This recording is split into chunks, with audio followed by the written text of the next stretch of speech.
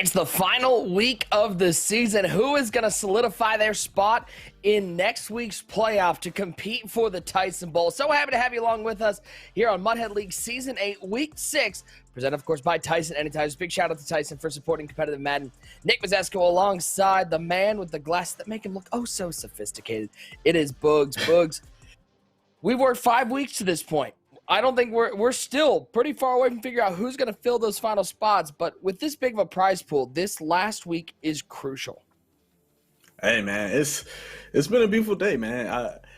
I think we have some interesting stuff laying out right now for us right now. Drini just lost to Pavin 24-0, Nick. Yeah, 24-0. He got smacked. He got completely smacked by Pavin, which puts him in a very interesting predicament now.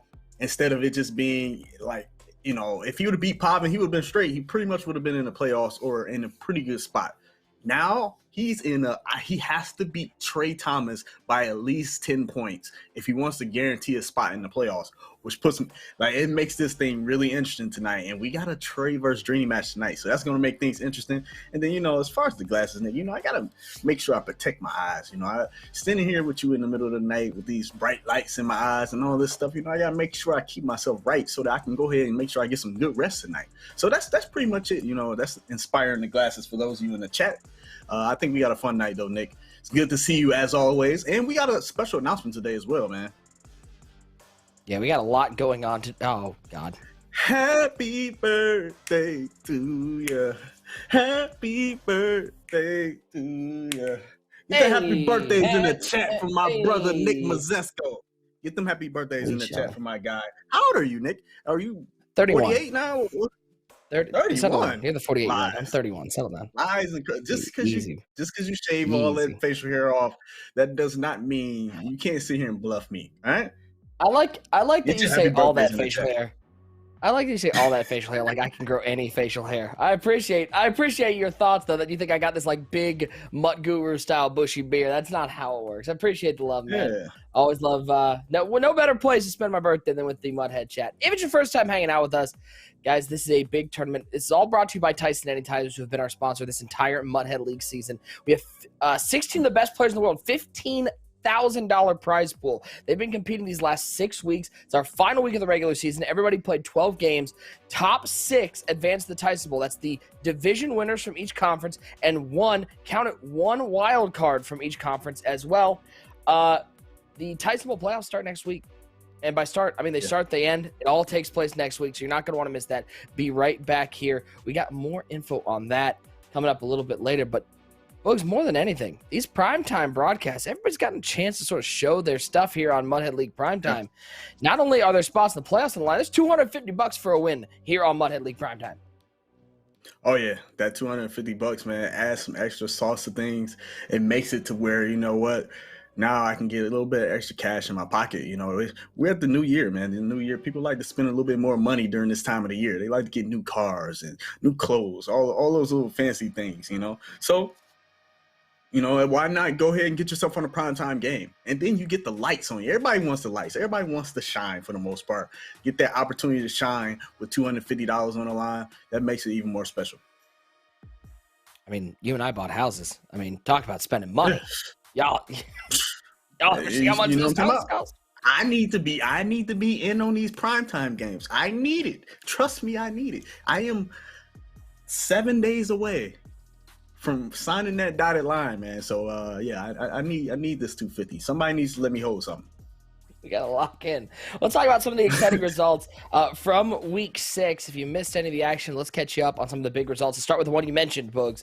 Today, Pavin 24-0. What I heard was that game was already quitted out by halftime. It was such a shellacking.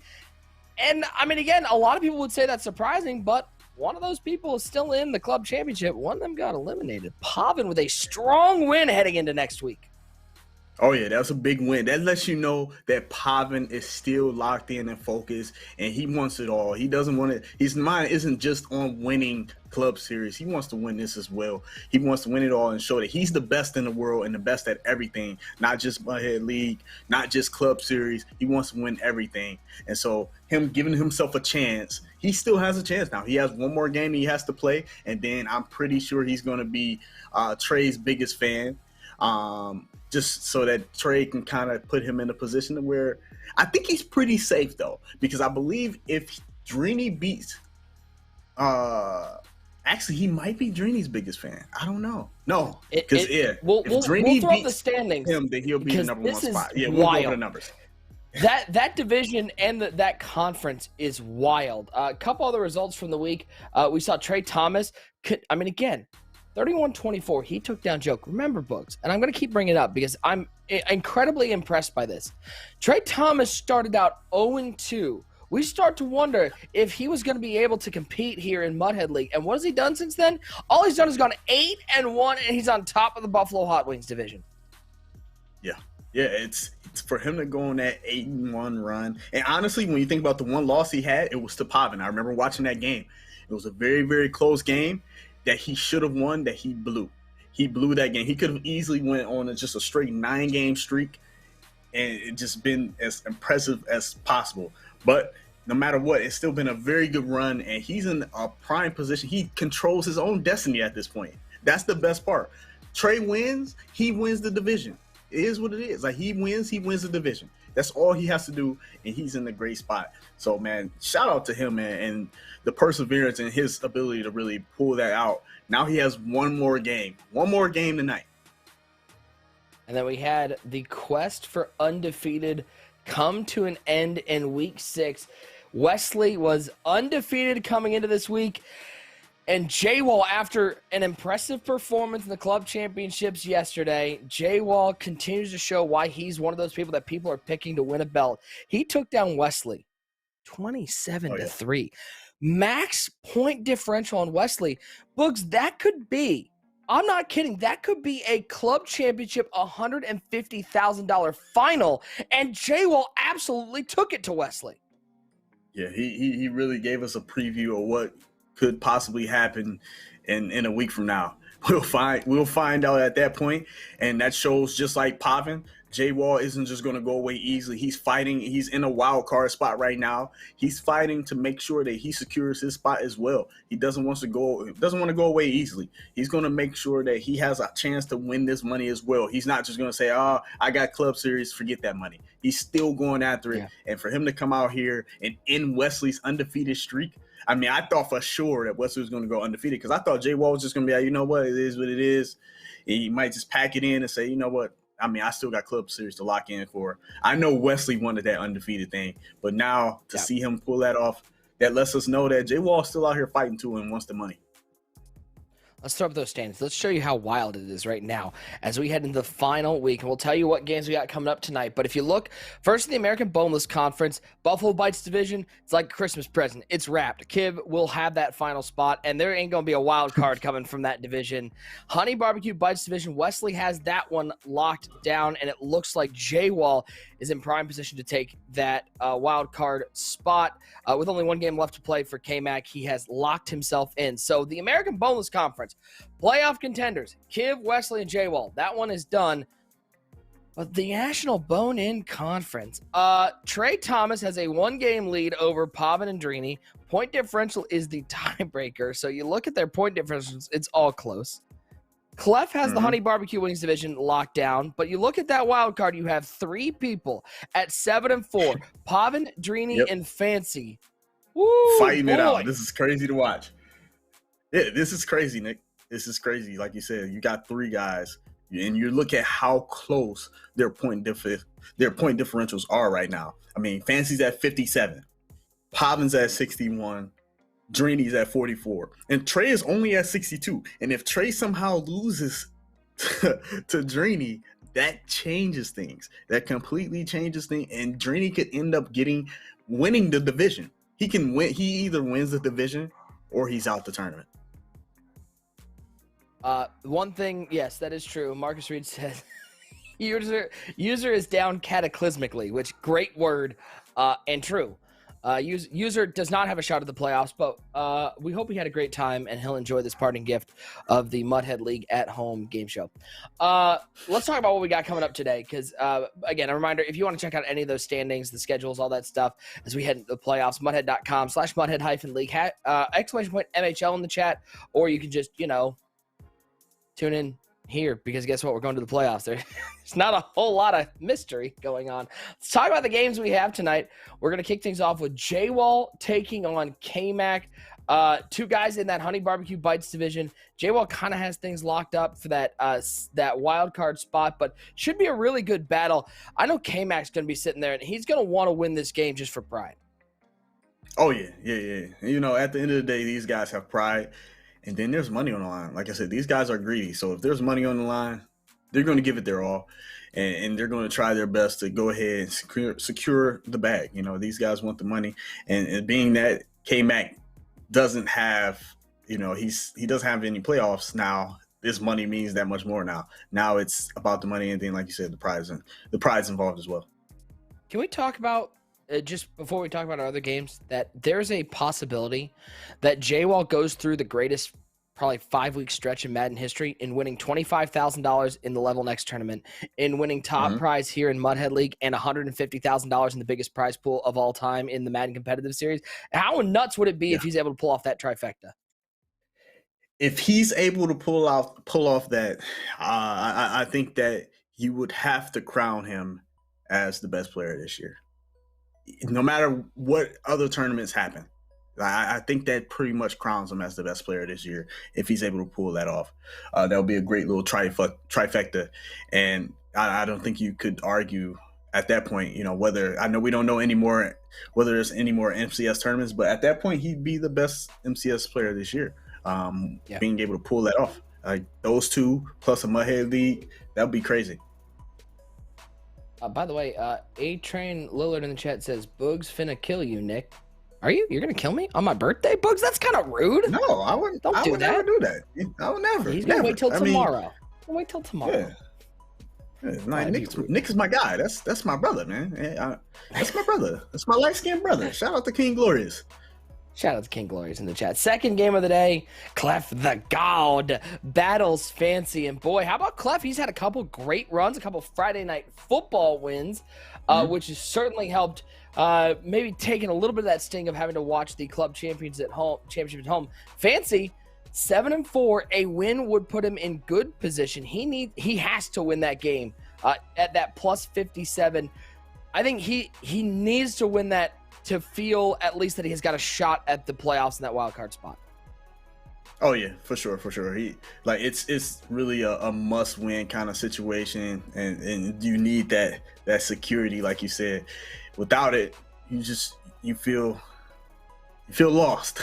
But yeah, man, these guys, I can't wait for the action, honestly, Nick, because I think we've had a lot of blowouts. And every game has something that's gonna bring like a different vibe and a different feel to it, and I think that's gonna change things. No matter how the games go, even if we get 3 straight blowouts, I still feel like the energy of these games are gonna be different than the energy of the games in the previous weeks.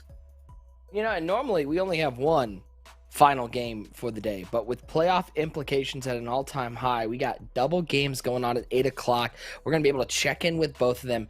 Drini takes on Trey Thomas, and Pavin takes on Joke. And just in case you forgot, Trey Thomas with a win locks up the division. He needs to win to lock it up. He's in good position either way, but a win, he's the only one that controls his own destiny. Pavin and Drini need wins to get to 8 wins and to get themselves in that hunt for the wild card. Pavin, Drini, and Fancy all at 7-4, all within 17 points of each other in point differential, all playing tonight. Only one spot will go between the 3 of them if Trey Thomas is able to win. Yeah, if Trey's able to win, I think there's more drama if Trey loses than if Trey wins. Although if Trey is able to win, you still have that little battle, like you said, between the other two guys that'll be sitting with 4 losses, and then we'll really be kind of staring at that Pavin game and these fancy games as well to really kind of see what's going to happen on that last spot. Whereas if Drini wins, you got that 3-way tie at 4 losses, or really a 4-way tie, and then now point differential just matters, just also importantly. And then, like I said, I correct myself earlier. I said Drini, he either wins the division or is out. I'm wrong. If he only wins by 10, then he doesn't win the division, but he does knock Trey out. There's just so much on the line, and by the end of the night, we will have ourselves our 6-person playoff field.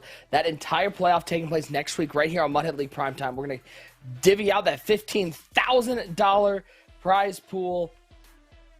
This is going to be a wild night, guys. So we are so happy you're here with us. We're so happy you are hanging out with us and enjoying Week 6. We're going to take a quick break. We're waiting to get this first game booted up and ready to go. So, guys, don't go anywhere. I promise you, we got some great action around the corner. Stick with us. Muthead League Season 8 presented by Tyson Sanitizers. It'll be back after this.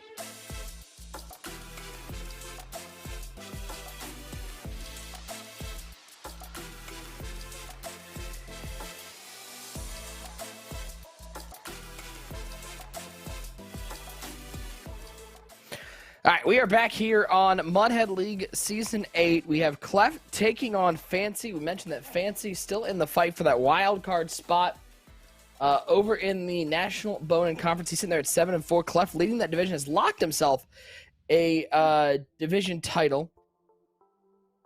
And it is Fancy with the ball first in this game. So, just so everyone knows, everybody knows, we have a statement, okay? K-Mac, yes, was disqualified. So the official result is J-Wall wins his game 24-0, gets max point differential, takes home an extra $250 for tonight. He was officially DQ'd by our tournament director and our tournament team for not showing up to game time and failing to communicate. So that is that. Such is life. And we move on. Nick Possesco, Bugs along with you. Hey, Bugs. What's up, dude? How's that Chipotle? Hey, man, it's good. You know, I really don't even know what's all on here because my wife ordered it for me. She wanted some Chipotle, and so she ordered it. Slap? I mean, it's all right. I'm not the biggest Chipotle guy, but sometimes it hits the spot. But I don't know. I'll let you know the further we get along in the day on whether or not it actually hits the spot or not. All right, cool. Now I'm just going to start throwing bands out. So, bye. I mean, I am. Listen, y'all can keep trolling, be mad in chat. At the end of the day, I don't know any event. I've done many events across many sports and many things. At the end of the day, if you miss your game time in most events, they don't just sit there and wait for you. You lose. I played in tournaments. I played in card tournaments. I called them just about everything. Like, it's not. This is not a thing. And again, I would like to let me repeat the statement. He was officially DQ'd for not showing up to game and failing to communicate. Okay, that's all. So we're gonna move on. If you're gonna keep bringing up, we're gonna leave. Sup on time. I know you support somebody. Support him. What's up? Yeah, go support him. Jurisco, good man. Good. A little voice a little tired. Because we had some wild club championship games. As that one overthrown by Fancy. I'm not gonna lie, I was really worried yesterday, Bugs. The first 4 games were not good. They were not good Madden football. They were kind of slow and like J-Wall's first game took, I think, 4.5 hours, if I remember correctly. But man, those 2 divisional finals, $10,000 on the line, they were absolute bangers of Madden games. I was looking back at the end zone as Fancy, and he is not gonna get it. And yeah, those games, we had so much just electricity over the weekend, man. Like, just watching all these games just as a viewer, man, was just so great. That J-Wall game, that game, I mean, but then the Fancy game, I don't know. It's hard. It's hard. We've had a lot of great moments so far, just as a fan of Madden, that I've enjoyed just consuming, just as a fan, just watching it, like, man, oh my, this is just great Madden here. And it's just great moments, you know, with the, even like whether you feel like Poison cheated J-Wall or not. Yes, he definitely cheated him. He agged him, but it was great. It wasn't great for J-Wall, but it was great. It was great. Like, it was definitely great. And it was great to see what J-Wall was able to do in response. Yeah, I mean, again, it was great. We'll get to that. Just to address it one more time, it was not 8:04. Don't lie to me. I was literally watching the game as we went to break at 8:09. Yeah. He was still in game. Okay, so let's all settle down. It's fine. It is what it is. It's week 6 anyways. Okay, like it. And I'll be honest, like 100% honest. Like, K-Mac's not making the playoffs, so it doesn't like affect like the future standings. But it is what it is. So make sure you communicate. Things happen. Just show up on time. You know you got an obligation. If it's close to it, I mean, you got to quit out that weekend league game. Like, we all got responsibility, and we all are trying to push the esport forward. As a player now, that's how I'm speaking. As a player, since we're having a discussion, since you chose to bring it back up, Nick, I'm going to just say it. As a player, we were all trying to push and move the sport forward, the esport forward. Well, we got to be responsible. We got to hold it down and do our jobs. Period. And there's $250 on the line. You just gotta do your job, man. Show up on time. The thing says be here at 8:00. I don't care what weekend league game you're playing. That weekend league game don't matter. That weekend league game ain't making you $250 or even the opportunity for $250. Yeah, you're streaming and all that, but that's we're all men. At the end of the day, you're a man. Be on time. That's our word is our bond. It is what it is. And also, it's important to remember, this ain't the end of the world. This wasn't a $150,000 game of Madden. All right, Dad. No, like it just ain't the end of the world. Stuff happens, and guess what? We done. Yeah, you're gonna take a lap. Hold on. He said, "All right, Dad, take a lap." Yeah, it is what it is, y'all. Like, it ain't that big a deal. We're moving on because we got great games coming up here in Muthead League Season 8. And by the way, a reminder that a lot of this, we have rules and stuff up there for a reason, because we have a fantastic sponsor in Tyson Anytizers who has allowed us to put together this fantastic tournament. And we have obligations, so such is life. Excellent. It's all good. I know. Hey, J-Mott, no one is saying that. I get it. It is what it is. It is what it is. We got Clef the God with the ball. Chance Money, we have a tournament team. We have an entire team of admins behind the scenes. So, it is what it is. 4th and 6. Clef. Rich Gannon back to pass. And that's going to be best. So let's go back for a second. Can we talk for a second about how happy I am that Fancy was able to come back and win that game after the biggest special teams blunder / choke job. Like, listen, I don't know if I could have handled seeing the devastation from Fancy if he didn't win that game. Like, that was, I mean, and don't get me wrong, I love Ghost. Ghost is one of my guys. I'm glad that he got a chance to get to overtime, and Ghost had plenty of opportunities, but like, I legitimately believe if Fancy didn't win that game, that's something for me personally would have destroyed me. I would have never touched the game of Madden again. Yeah. That's one, like you said, that's one of those ones that you can't even recover from. It's hard to come back from that one. Like, it's so hard to, oh, wow. That's shocking right there. He just didn't get an animation right there from his receiver. It wasn't a bad read. Great read by Fancy. He just didn't get animation from his receiver. His receiver just put his hand out. I mean, the GOAT. I mean, I guess he ain't the GOAT, huh? But yeah, like this, it's just hard. I don't think you can recover from that if he loses that game. If he loses that game, and by the way, showed the resilience to come back and win that. I mean, and showed a lot. There are a lot of people that would have folded after that, and he didn't. He might have B down the field. Beam, DK. Yeah. The willingness to just really fight through it. That right there is also impressive. To just say, you know what, it is what it is. And it was looking like Ghost he had all the momentum. He marched right downfield, got to like the 40-yard line, and then like he clutched up, locked up. He didn't let him get an extra yard. He put him in a tough spot in 3rd down. Ghost forced something right there. I think he probably could have got a field goal from that spot, if I'm not mistaken. Yeah. But Fancy stood tall, stood strong. And I fully think even if Ghost doesn't throw that pick, I think that Fancy probably goes downfield and gets 6 there.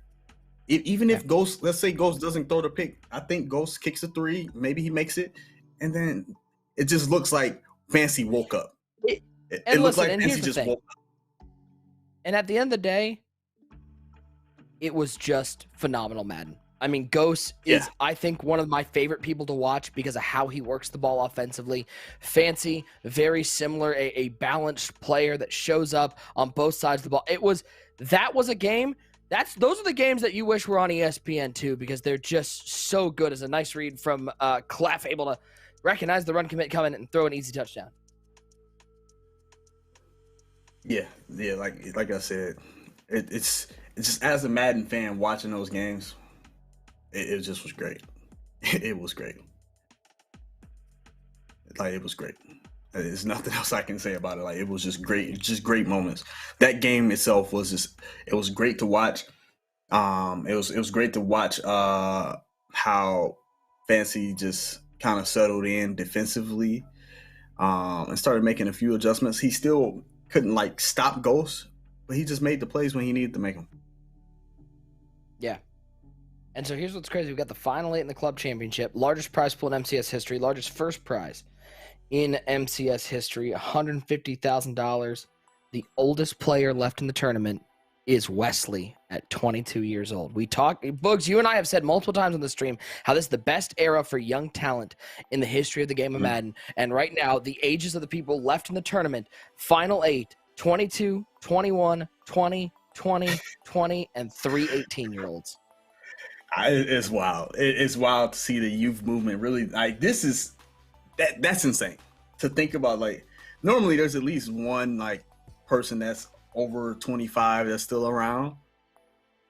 Like, to see this is crazy. And then Wesley at me in the Fits and Friends Discord said, "Don't worry, I'll hold it down for the old heads." And I couldn't do nothing but just say, "Yeah, well, I guess you're right. You are the old head, I guess." And there, he's been around the longest, I think, out of all of the guys that are left in the tournament. And he's technically the oldest one too. Like, although he's 22 years old, like, this is so weird to watch. I need to get my stuff together. That's what it tells me, Nick. I can't be out here, just letting all the young guys just take all the shine. Jeez, let some old people get some shine. I mean, it is fun to watch. We hit the 2-minute warning, 7-6. So again, Clef, he's locked up the division with a win here against Fancy, though. That may knock Fancy. That knocks Fancy down to 5 losses.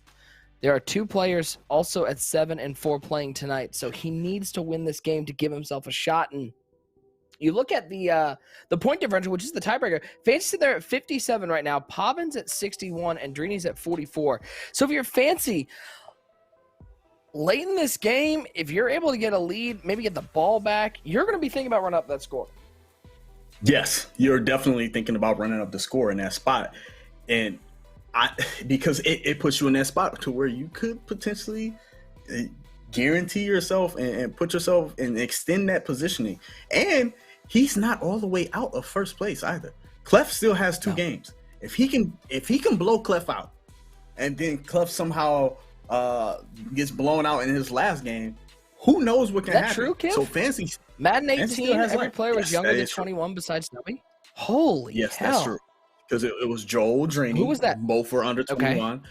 Hollywood under 21. No, Kid wasn't there. I don't think. Oh, Fancy! Oh, yes, he was. That was nasty. Kid was younger than 21 at that time? I feel like Kid's been 21 for at least 5 years now. Isn't Kid?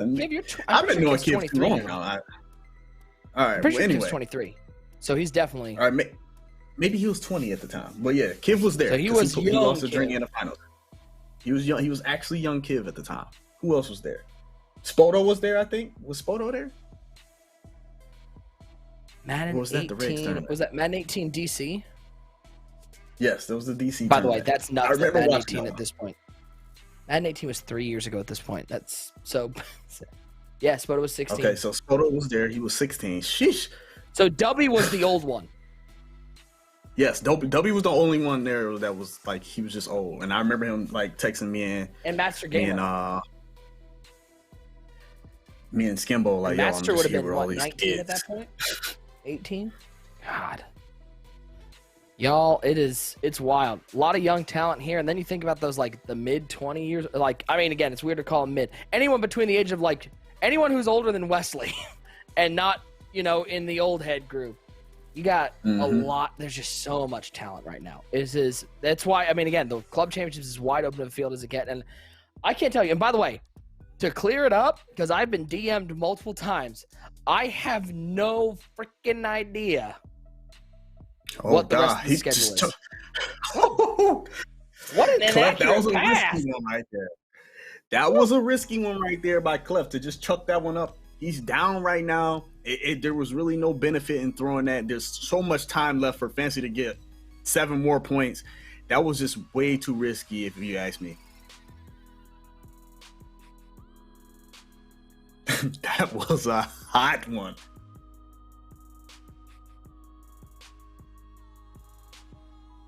Yeah, I really don't know, T-Ski. I wish I did. I wish I had any idea what my paycheck would look like the rest of the year. But my knowledge of the MCS schedule ends next Friday.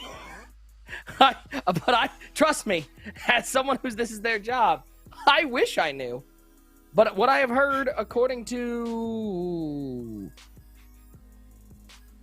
I don't remember who said it. Was it RG maybe? We're supposed to be announcing some stuff next during the final weekend. So. Yeah, RG said it on the GMM stream, I think. I think that was the GMM stream, right? Yeah, I think I saw it on Twitter. But yeah, I guess we have not gotten that information yet, so who knows? 4th and 6 for the Goud. 10 seconds left in the first half. Corner routes over. Looking left, has a Randy Moss, but they didn't give it. Gets out of bounds. They gave it to him. I was waiting to see if that was the celebration stop clock, but they gave it to him, so he'll get a field goal. Your buddy had me questioning what I saw. I'm in my mind like, did something happen that I didn't see? Donnie said it. Yeah, it was Donnie Moore. Okay, McDuggets. I don't know why you got to say that, but thank you. Yeah, I think it was. Yeah, I think Donnie was responding to a tweet on Twitter. I think that's where I ended up seeing it. But big shout out to Donnie Moore. Halftime in this crucial game in Week 6 of Muthead League, and we got ourselves a close ball game. Clef the God down by 3. Fancy in the ball. I know something's coming. I just have no specific stuffy. Like I don't know. Like they're like, what's the next tournament? I don't know. Hopefully something cool. Now, okay, I want to see Bugs. Do you agree with this? What I will say might be the funniest person in competitive Madden. One Canes tweeted out today. He said, Canes is one of EA, guys.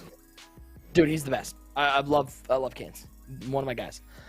He said, let's forget about DC and do a double elimination MUT tournament. Your thoughts? I disagree. I love DC. I know I've always been in the minority. I've always loved DC. Always. I've always loved DC. Let's have a DC tournament. I want a DC tournament. Now I'm with him on the idea of let's have a MUT tournament, double elim. Let's go. I'm with that 100%. But I still want to have a DC tournament. I love DC. I've always loved it. T-Ski, you're not wrong. T-Ski, you're not wrong.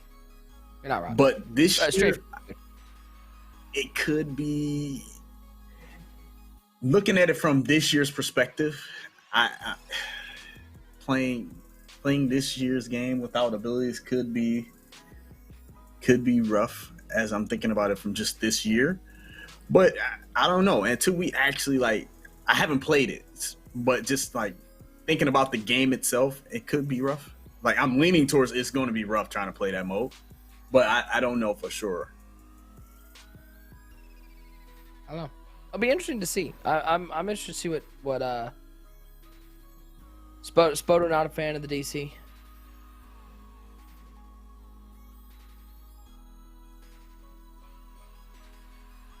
Passing without Slinger is gonna be awful. Maybe if they have is a it Slinger, awful if everyone doesn't have Slinger?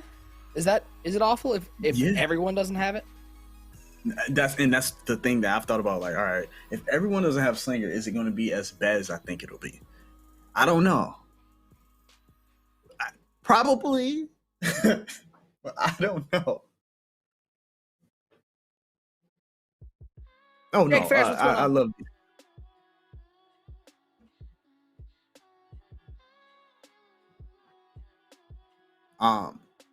Oh yeah. Now that I'm getting this information, Nick, I'll tell you this: Trey is Clef's, or actually, he's Fancy's biggest fan.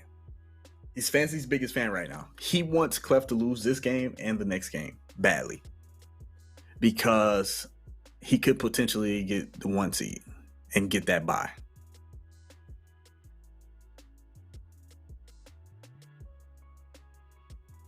Uh-oh, he gets the sack fumble. Oh, it doesn't matter. 4th down.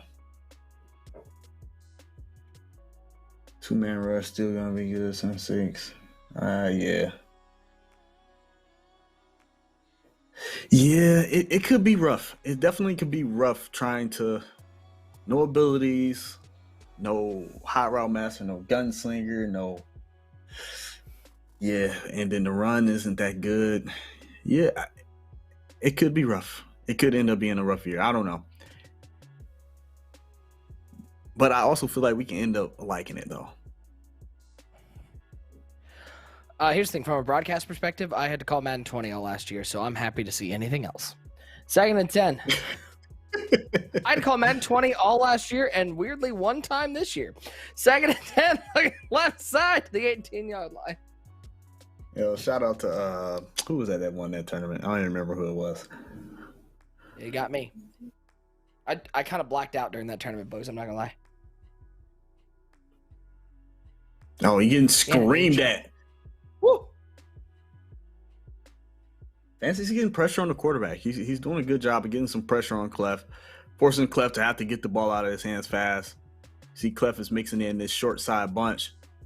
A tight throw right there. What a does he have him? What a throw! Rich Gannon. Bugs, I feel like Rich Gannon's sort of an enigma. Sometimes Gannon absolutely lasers, and then sometimes he overthrows people by 15 yards. Yeah, I mean, the relationship Gannon has with the competitive community is really, it's a real love-hate relationship where you just see sometimes people, they love him, sometimes they hate him.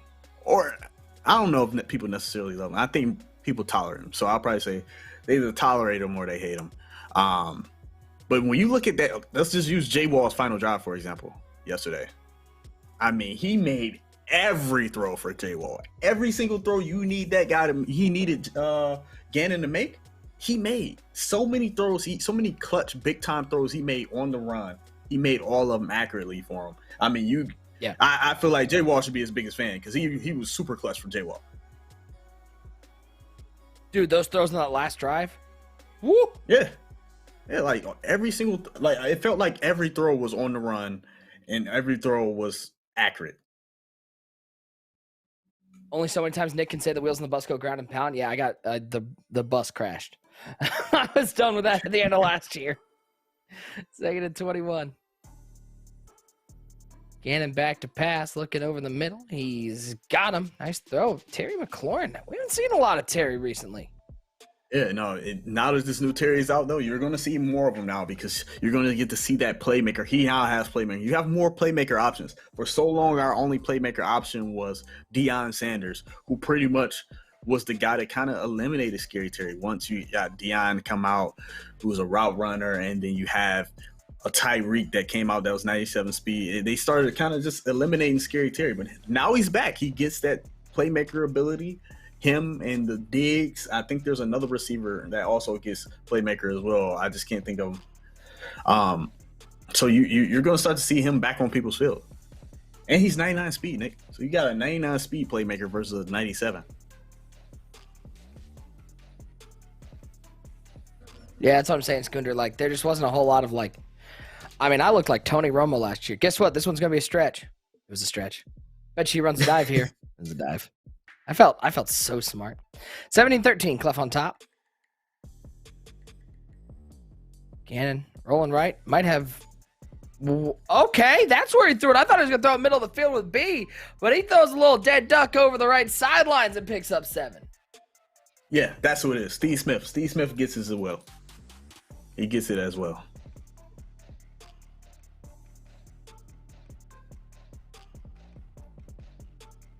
Steve Smith's not bad. Tiny, man, yeah. I don't think you know this, Nick. But you know, we were doing the watch party yesterday, right? Yeah. And which, by the way, shout out to everybody hosting watch parties out there. User kept hopping in the Discord. You know, me and Clef, you know, chilling in the Discord, watching the games, just, you know, giving our analysis, talking about the games as they were going on. User would come in and then just completely steal our commentary and then go on broadcast on camera. And so pretty much what I'm saying is someone owes us a check. So who cuts the checks over there? Because we need our money. One great user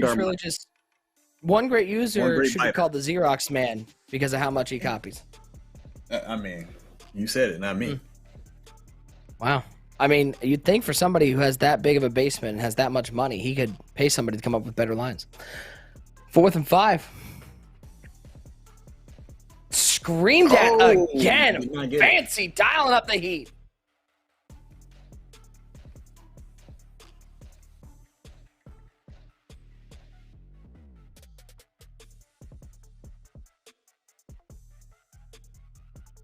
High snap, Fancy down by 4. Big hit in the backfield. Barry Sanders getting laid out by Sean T. I mean, we've seen a lot of hit sticks with this Sean Taylor, man. Sean Taylor's just so good as a user. I think we're getting more cards now in the game to where you can user more cards. I just swear nothing feels quite like Sean, man. Sean just does something different. The way that he moves, the hit power, and just the agility, it just makes him so valuable on the field to where I just feel like there's no better user than him. Oh, what a thread the needle got right there. Well, let's just point out. I would just like to point out. Okay, so for those of you keeping track at home, not only does possibly a user owe you some commentary money for your insight and analysis. Y'all remember last year when, no doubt, as nice defense there from Clef, no doubt that user was the mush and may still be the mush. His first pick was Boogs. He owes you for that too. He's a mush, man. I mean, the guy just he just I don't know what's wrong with him, man. He owes me all kind of money. Second 18? All kind of money. Oh, what lurking user right there by Lurk, there goes Sean T. Sean T, get on your horse and get on out of here. Riding off into the sunset. Clef the God locking up a first-round bye with a win here against Fancy. I mean, and the thing that makes that lurk so special is because it's what we like to call the dumb lurk. The lurk that you don't understand. The lurk that doesn't make sense. Like most people, Fancy, he anticipated Clef coming off of that route because most people would have left the drag. As far as he guarded, he just faked like he was going to leave it and then jumped the drag. And so that's the thing that a lot of people don't do with their user. They'll leave the drag instead of just jumping back. I mean, staying on it.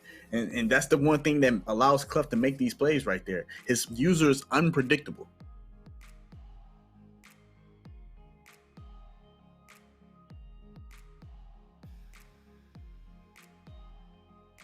First and 10.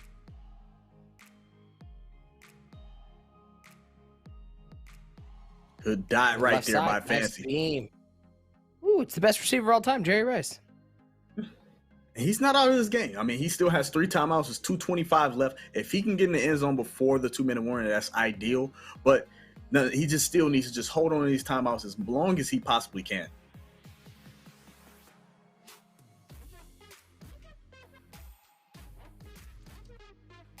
Gets sacked right there. He's stepping up in the pocket. It's just so tough to just step right up into the pocket.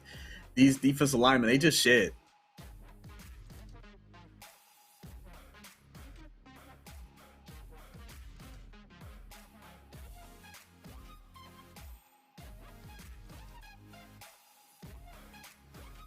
And 14.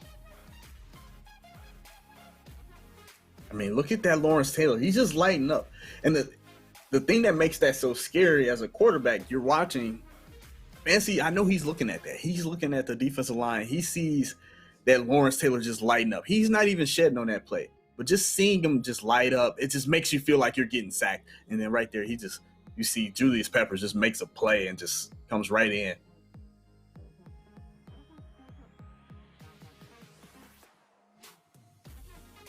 He's going to take his 3. I mean, not a bad call right here. Now he's going to have to. He does not make it. Okay. So by take his 3, we mean not, because that's ball game.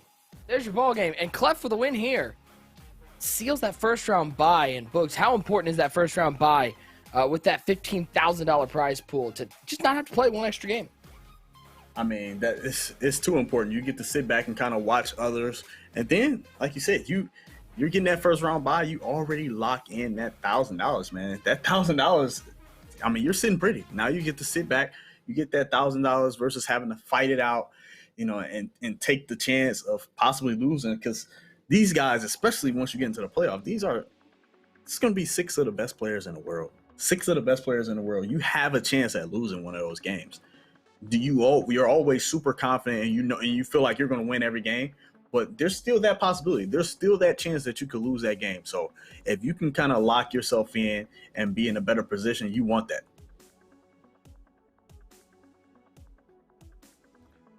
GG's in the chat. Coach Durini out there frustrated for Fancy, and that's your ball game. So Clef the God with that win. As I take a look at the standings, he goes to 10. He finishes the regular season 10-2 with that win. Plus 150 point differential. You got to think Clef. We're talking about Jay Wall. We're talking about Wesley, but Clef's got to be sitting there feeling like a favorite going into the playoffs.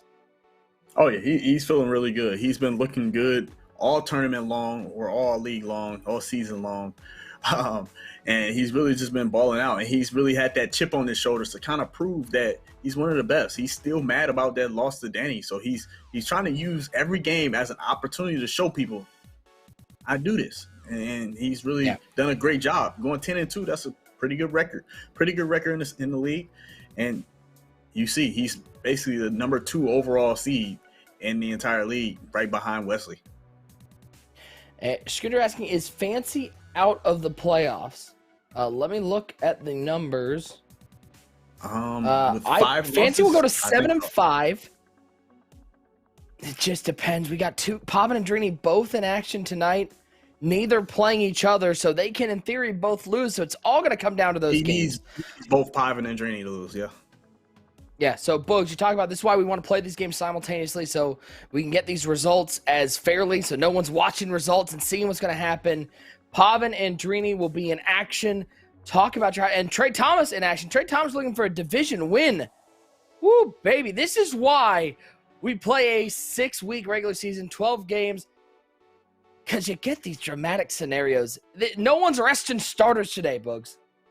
Oh, yeah. Every game matters. And with every game mattering, like you said, it's just going to be intense. And right now, this final game right here, it couldn't get any more intense than it is right here, because you know it can go either way, and every point counts. Every single point matters in this game right here. And it could be the difference between being winning the division, or being in a wild card spot, or just being out the tournament. That's how important it is now. Clef has already sealed and locked up the number 1 seed in the conference. So now everyone's fighting for positioning within the playoff bracket. So we're still getting all these games set up. Our schedule moved a little bit, so we are going to take a quick break. But before we do that, we want to give a big thank you to Tyson Anitizers for supporting Muthead League Season 8 and being such a great supporter of competitive Madden. We've worked with with Tyson Anitizers here at Muthead in the past, and they've been a fantastic supporter. Guys, if you want a great snack, if you want to get a snack chock full of protein that can fuel your gaming, go out and grab yourself a bag of Tyson Anytizers, whether they're boneless wings, bone-in, buffalo, honey barbecue, whatever your style is. You got to get yourself some Tyson Anytizers. Tyson Anytizers, your favorite chicken, with more bold flavor. Bugs, much like Tyson's Anytizers, the buffalo wings. It's getting spicy here. We got 2 games left tonight. Oh, yeah. We got 2 games. We got Trey versus Drini. Trey said there's no chance he loses to Drini, period, let alone by 10 or more. He said there's no chance it happens. And then you got Pavin versus Joke, a matchup where Pavin's trying to say, you know what? I know I got Club Series, but I still want it all. I'm still trying to win this league and be the champion of the entire league as well. And we got tough battles here. I can't wait to watch this action here. And we're going to take a break. But before we do that, I want to address my man, Bruh My JS. The reason where the name Boogs came from, I stole it from my lady, all right? I was originally Boogs, Baboogz. That name came from my wife. I was creating a gamer tag. I needed a tag. And I didn't have a tag, so I had to create a tag, and I knew no one would have that name. That's where the name Boogs came from. And then I shortened it, made it Boogs. That's where the name comes from. Now, I don't have now boogies. He's the Bugatti. Do you see any boogies there? I don't know if that's camera appropriate. Can you lean the head back? I didn't see it. Just lean back. Can you lean? No, I got nothing, man. That's a clean. Those are 2 clean nostrils. I got pretty big nostrils. I feel like I'm good. We good, baby. But we're gonna take a quick break. Y'all go get what you need to get, and we got this action coming right after this break.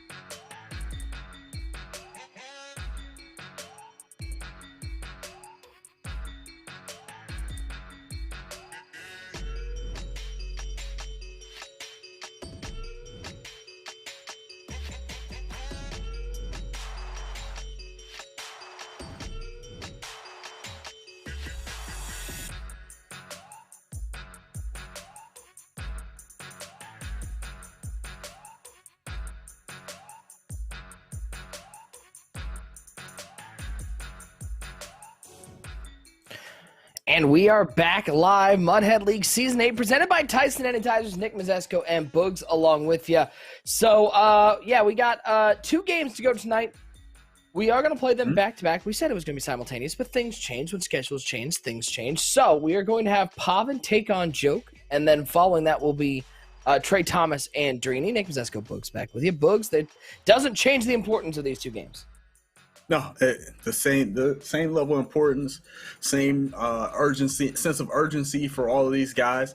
Now Pavin really just gets an opportunity to kind of like pushes his lead up and maybe try to get his point diff up a little bit in this game, and then he gets to sit back and watch the Drini and Joke game, not Drini and Joke, the Drini and Trey game, and really just be a fan of that game of whoever he needs to be a fan of to get the results that he needs.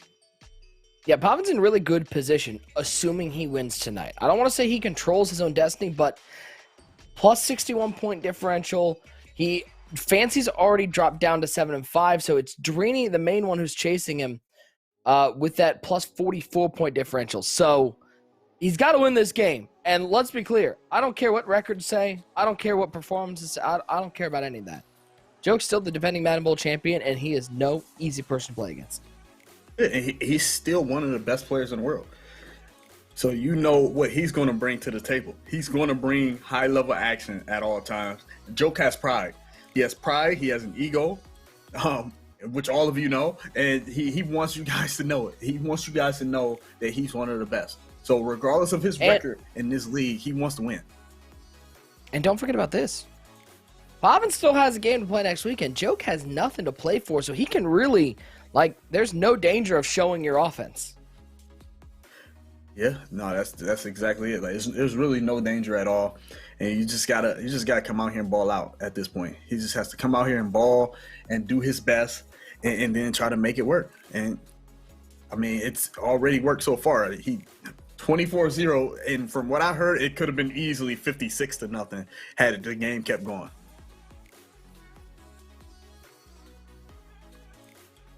Pavin, of course, final 8 in the club championship. He'll be competing next weekend for the belt. Joke lost that unbelievable game to John Beast.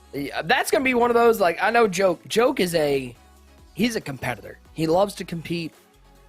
He's going to be looking back at that pick he threw to end that game that set John Beast up for the winning field goal. He's going to replay that so many times in his head that I don't know if you'll ever see Joke make a mistake like that. Oh, yeah. No, he's going to... One thing about Joke is that he's never been the best passer. He's never been the best passer, and he knows that, and so he's going to make the mistakes. But that's a mistake that he will not make, because Joke is one of the things he's prided himself on is really just playing mistake-free ball, being real smart and methodical about how he approaches the game and not making the mistakes that could then cost him games. That's not his style of play. He'll make some mistakes, but a mistake that late in the game that's not a Joke type of play or a Joke type of mistake right there. And if you're fancy right now, you are on Team EMB. You are rooting for Joke so hard, because if Pavin loses this and drops to 7-5, all of a sudden Fancy's not out of that wild card spot because his point differential is pretty good. So he's rooting for Joke to get a big win today. Yeah. Oh yeah, most definitely. He needs that win right there. But Joke just can't handle the heat off the edge right there. Just gets screamed at out of the 3-3-5. That 3-3-5 wide right now that Pavin, he's coming out in the 3-3-5 odd and audibly in the 3-3-5 wide. And you guys are probably wondering why would he do that? Why would he do that? The reason why he's doing that is because in 3-3-5 odd, you can put the extra safety in at linebacker. And so he comes out in 3-3-5 odd and then audibles to 3-3-5 wide so that he can have a defensive back or safety with one step at linebacker, and when he audibles to 3-3-5 wide, and he doesn't have to sacrifice having 1-4-6, which you see a lot of guys doing when they're in the 4-6 playbook. They don't have 1-4-6. 3rd and 20 for Joe. Looking right side. He'll pick up a couple, maybe 2 yards. And he'll have to settle for a field goal. So a nice opening drive for Joke. Able to get down the field, but stymied by that Pavin defense, which I think Pavin might be one of the most underrated defensive players in the game. We all know how good he is offensively, but defensively, he is absolutely brutal to go against. Oh yeah, he's really one of those guys. He's very good at forcing turnovers. I mean, you look at his run. He had, was it 10 interceptions he forced? He had 10 picks. Yeah, not 10 picks he threw, 10 picks he forced over 2 games, or it might have been more. I'm not 100% sure, but I know it was at least 10 picks. That's how good he was on defense, and that's what he was doing, forcing turnovers. That's the biggest thing. Can you force turnovers? You don't have to necessarily come out here and stop people from ever scoring. But if you can come out here and get turnovers, that's great defense as far as I'm concerned. As we see the offensive adjustments, lineup adjustments from Pavin. Running Marcel Reese out there. I mean, how good has Marcel Reese been? Talk about somebody who I think didn't come in with a lot of fanfare, but he has been a major player throughout these last couple weeks. Oh yeah, that's that Swiss Army knife, man. He's so good because he's good at blocking. He has the high route run. He can catch, he can block, he can do it all, man. You can put him at tight end, put him at running back, you put him at. He's fast enough to be a running back and has good enough like short route running to where you can do all those little running back routes, run those little wheel routes, run those table routes, run those angle routes and stuff like that. He also can run the ball and shifty enough, and then he has the power to be like a power back, like a Derrick Henry. He's just super versatile. You can put him anywhere, and he's going to get the job done. 1st and 10. Getting over the middle. Nice throw. It's big number 14. I think it was DK Metcalf. Nope, Stephon Diggs, the other 14. Interesting to see the wide range of wide receivers we're seeing out there right now, Bugs, because most people have that Randy Moss. Most people have usually a Jerry Rice, but you've got Diggs making appearances. You've got Metcalf. You've got Santana Moss. You're starting to see that Terry McLaurin come back. I mean, this is the interesting part about Full Mud is now we're starting to see some varied rosters. Oh yeah.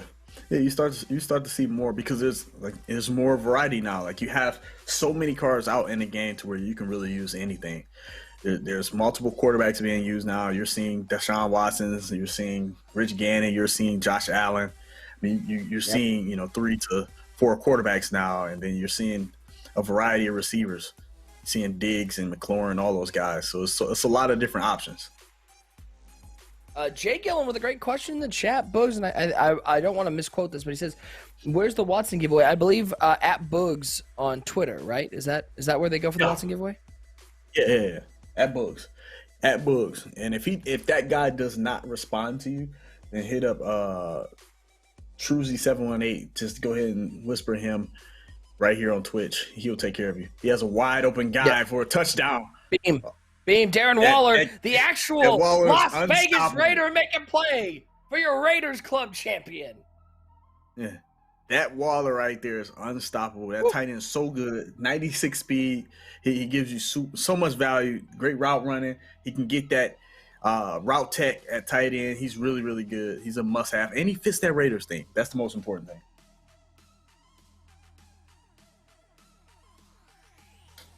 You gotta think at Bugs. As a big Raiders fan, loves it. Yeah, at Bugs. BOOGZ on Twitter. Yeah. And by the way, if he doesn't respond, you should probably send him like a couple messages. Like sometimes he doesn't read his messages. So if he doesn't respond, be persistent.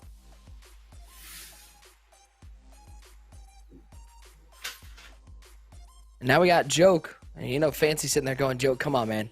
Listen, I know TNC and EMB aren't exactly tight, but right now, you're my best friend.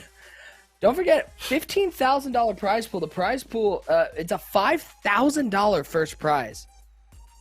It's 5 Friday Night Footballs, Bugs, in one night. Yeah, that's a great little run right there.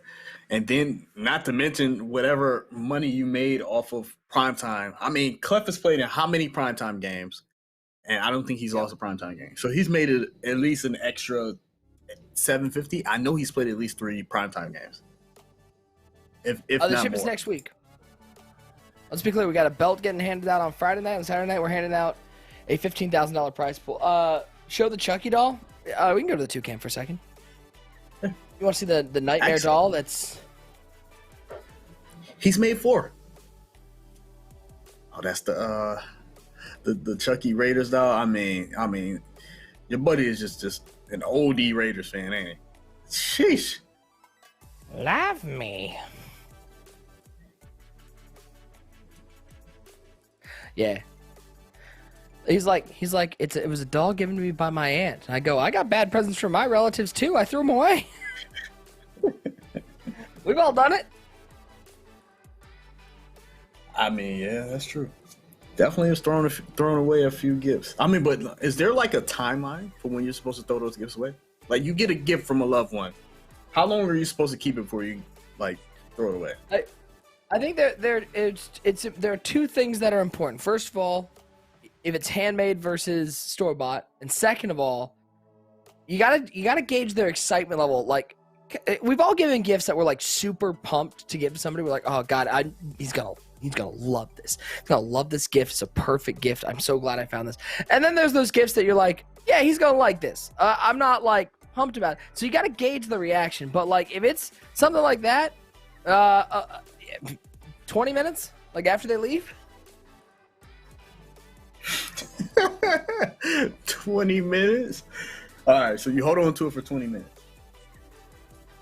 I mean, or you just put it, again, it depends how much storage space you have in your house. Because that's like, yeah, ANCAP's got it on I hit the nail on the head. When you move, dude, you want to know how many gifts I threw away on the move? It's like, remember when I got this one? Well, that was nice. Bye. Wow. Yeah, I don't, yeah, that's crazy. That's an interesting thought. I've always felt like I just always felt obligated to keep that stuff. I'm a person, in general, I'm the same way. Like, if you spend time to buy me a gift, I keep them. I've gotten bad gifts that I still find around here. Because that means a lot to me that you thought to get me something. Like, I try to keep the gifts, but at the end of the day, like, I've also I don't think I've ever in my life, maybe you have, Books, no one's ever asked me about a gift. Like, no one's ever been like, where's that sweater I got you last year? Like, I've never gotten that question.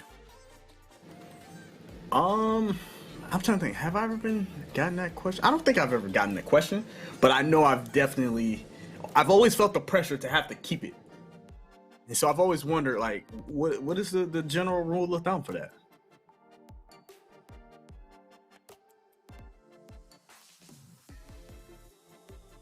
And if you're wondering how that was dropped, that was Deep Route KO, if I'm not mistaken.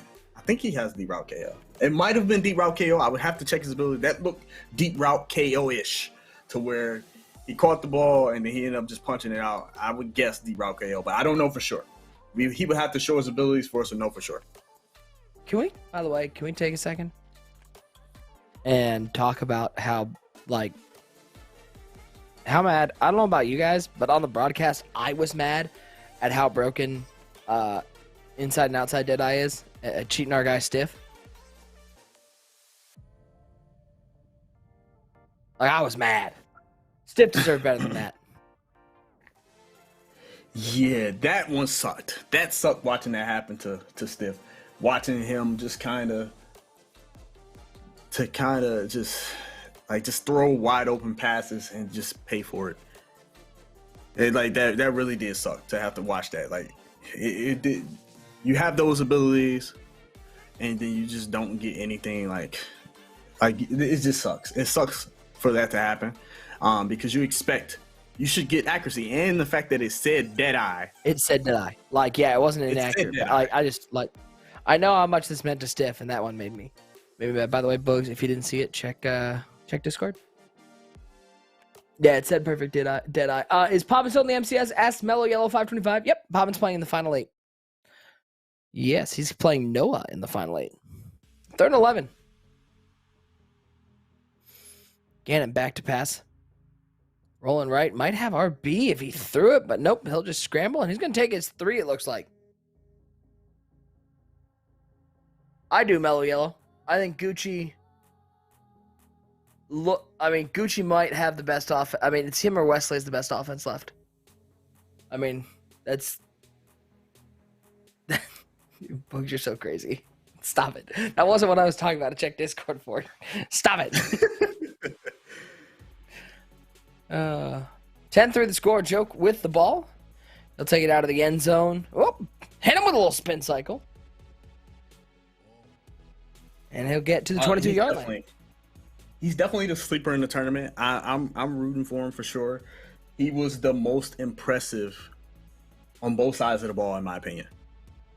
Out of the entire tournament, he was the most impressive out of everyone on both sides of the ball, in my opinion. He looked good.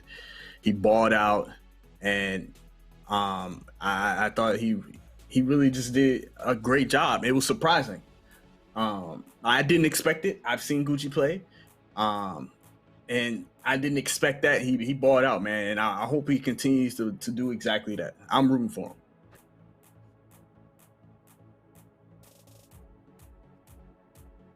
Gucci had a tough defense too. Absolutely. Absolutely. Now, shout out to Gucci. The moment was not too big. Both him and John Beeks. Moment was not too big for those two. I mean, what a job they did. 3rd and 2. Gannon out of bounds at the 36-yard line.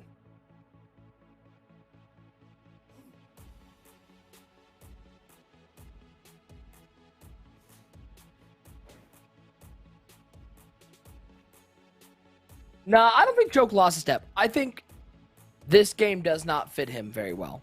A game that running is not easy. Running is actually not even particularly beneficial. That's why you're seeing most players. I mean, Joke was the only player in the final 32.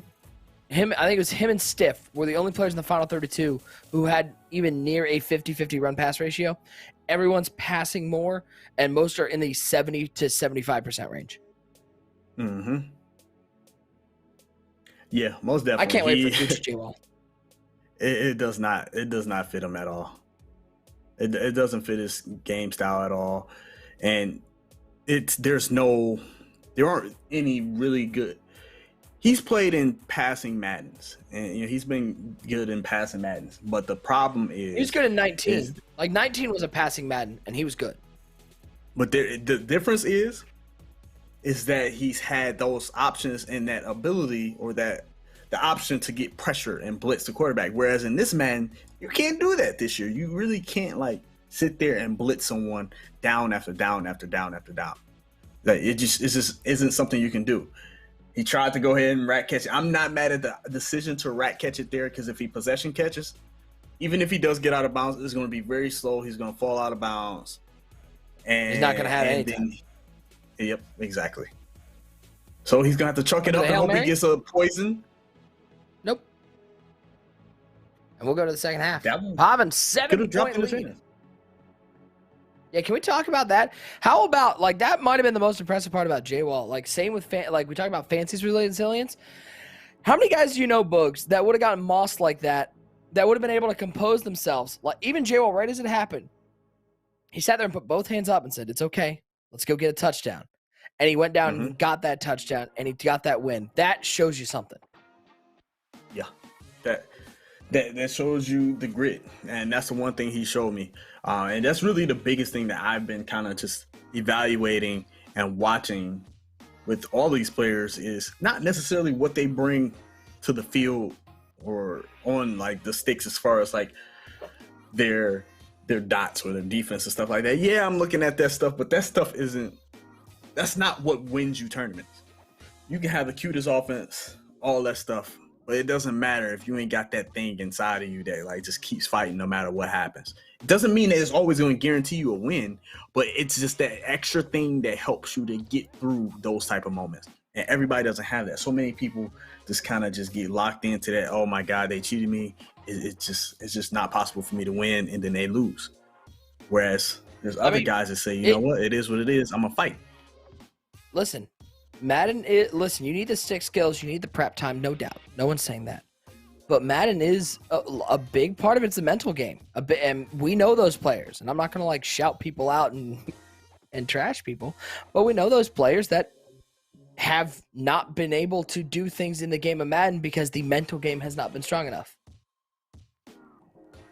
Yeah, that's the biggest thing. That's the thing that really kind of got Joke over the hump. One of Joke's biggest Achilles heels was always his mental. It wasn't the skill set and him being able to win. Last year wasn't the only year Joke has ever been good. He's been good for years. Like he's been good for years. Like the difference is that when things go wrong, which they will because it is Madden. Okay. When things go wrong, how do you handle it?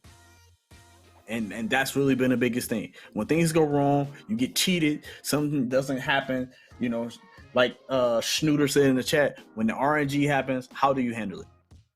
Because it's going to happen. It's inevitable. How do you handle it though? A good pocket from Pavin. Looking for some sort of route bounce. I'll throw this one away. Am I talking about Joke? That he hasn't been able to do because of the mental game? Nah, his $260,000 in championship belt tell otherwise. Yeah. No, I was talking about Joke. And I was talking about him before the belt.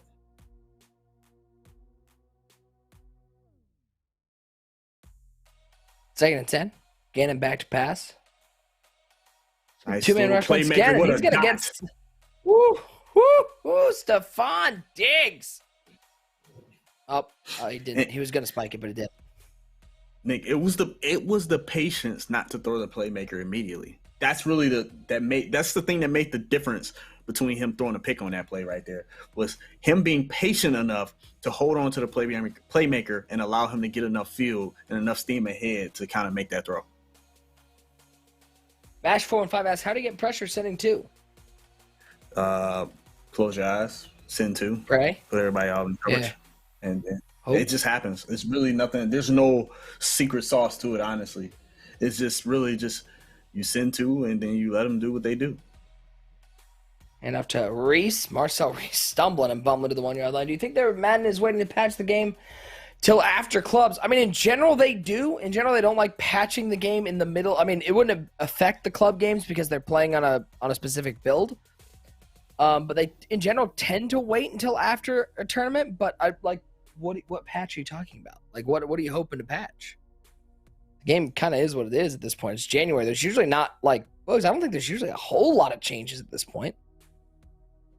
Yeah. Honestly, like I don't know. Other than what Scheeman's 2-4-5 defense last year.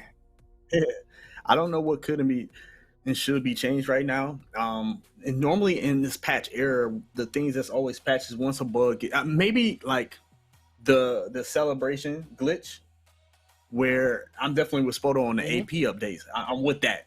That's something that's something I'm not talking about. Like those are relatively like again, bug fixing, AP changes, tuning, things like that. But like, I don't know what widespread like overarching changes are going to happen at this point. I mean, some people might like. Scarby says the 35 odd, but that thing ain't really like.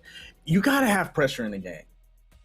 Like you gotta have some element of pressure in the game. 335 odd it really ain't. It's good. It's good, but there's ways to pick it up. It's not like this overwhelming pressure that can't be picked up or anything like that. You can pick it up. Any pressure that can be picked up, in my opinion, should be left alone. Yeah. So TC, fall forward was on this time. Fall forward was on this time, but remember, fall forward was brought into the game by a patch. That was a bug.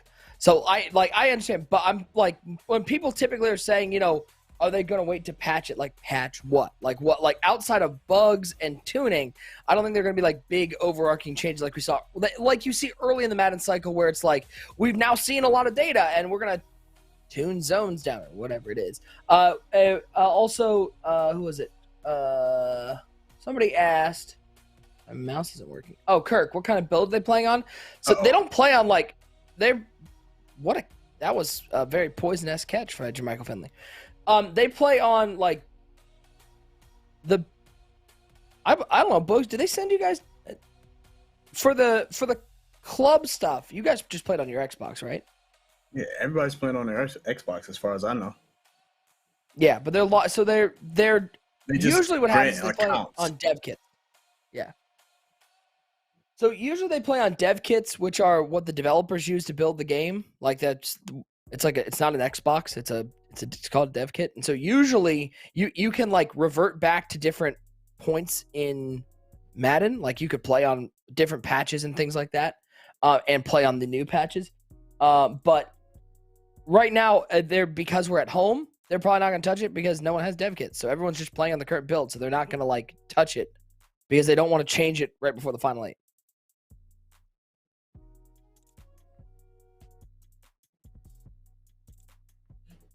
It's a big 4th down right here. This could be huge for Pavin. I mean, he's in total control over the game, trying to get a stop. We'll see if he can shoot this gap right here out of 146.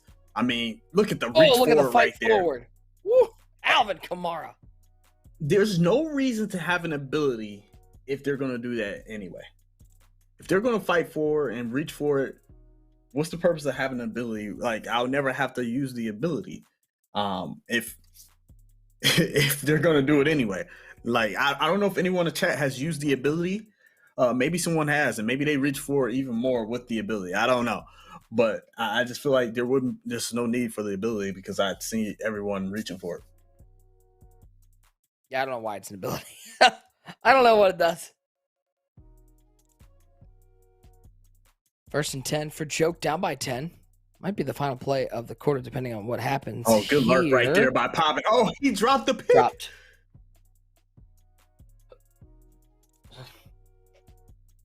Yeah, quick draw. I don't believe him. I don't believe it's worth the AP. 2nd and 10.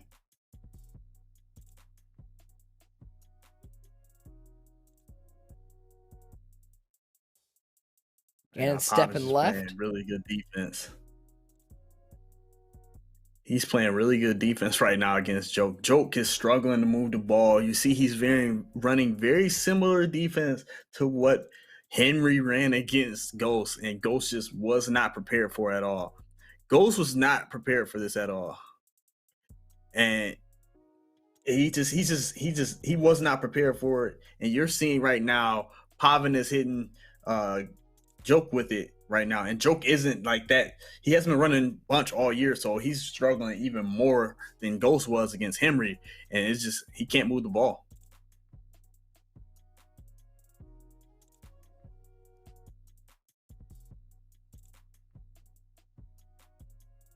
Got him. Oh, man, he got a big play with that Dion. Sorry, I was looking at chat. I don't know what's going on. What's happening? Yeah. Okay, never mind. Never mind. Just, sorry. I had some guy, a very nice guy, message me on Twitter today. Wish me a happy birthday. And he said, by the way, if you can, during I'll be watching the show on Thursday on YouTube. If you can, when you see me in the chat, shout me out. I said, "Oh, that's cute. You think I watch EA Madden NFL chat during broadcast? Absolutely not." Oh man, I mean that chat right there has got to be one of the most toxic chats ever to read, because those guys are in there going crazy. I mean, they hurt your feelings reading that chat. Like, I read that chat sometimes. While you guys are commentating, they say some of the most ruthless things about the players, the commentators, the game. Oh, man. Oh, God. I have a fragile ego. I can't handle people calling me names. You'd be insane. Yeah. You'd be insane to read that chat. You're not going to feel good about yourself, even if you have the most confidence in the world.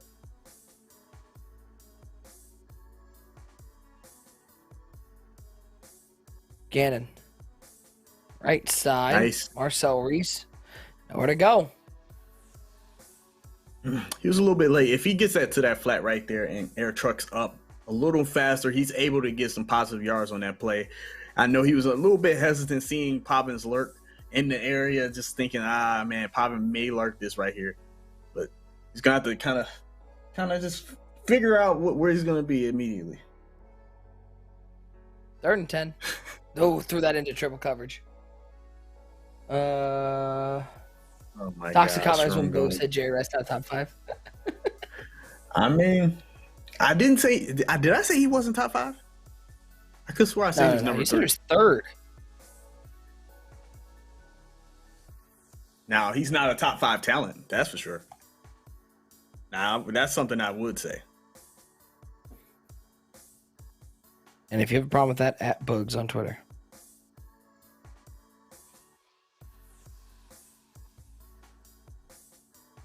Does Joke have a defensive stop in him?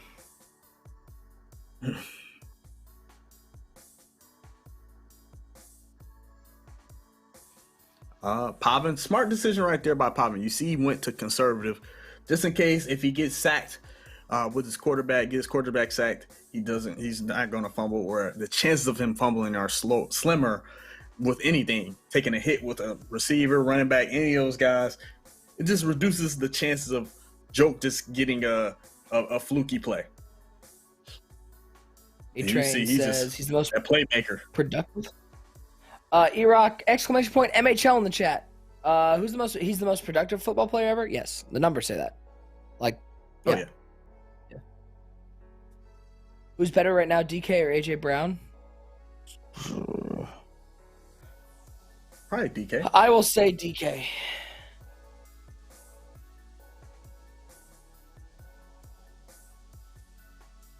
Can Bose cover Rice at his age now in his Tommy Copper sleeves? Yes. All right, I am bagging a 67-year-old Jerry Rice. Ain't no way. If I get routed by 67-year-old Jerry Rice, then I don't know what to tell you. I need to just hang him up. Just cross-body neck. Hang everything up. Don't play Madden ever again. All of it. They're down to 9. My ankle. Yo, Jerry might still have routes. That's the crazy part. Joke needing to stop here with only one timeout. If he picks up a first down, that might be ball game. Gets out of bounds, picks up 23. That might seal it for Pavin. Yeah, huge that's pretty much win, and that might seal it for Fancy. He officially is eliminated from the playoffs with this win by Pavin. It wasn't easy for him, though. I mean, that's playing Joke for you. It is always a battle. Yeah, it's going to be a tough battle. Joke is not going to go away easy. Joke is always trying to win. So, big game right there for Joke. I mean, big game right there for Pavin. Joke tried, he gave him a run. He gave him a tough battle, but Pavin he's not going to go away easy. No, he's going to nail this out and kick his 3. No, King Dabble, I'm an Amari Cooper fan. I think Amari Cooper's really good. So, no, I don't think he's overrated.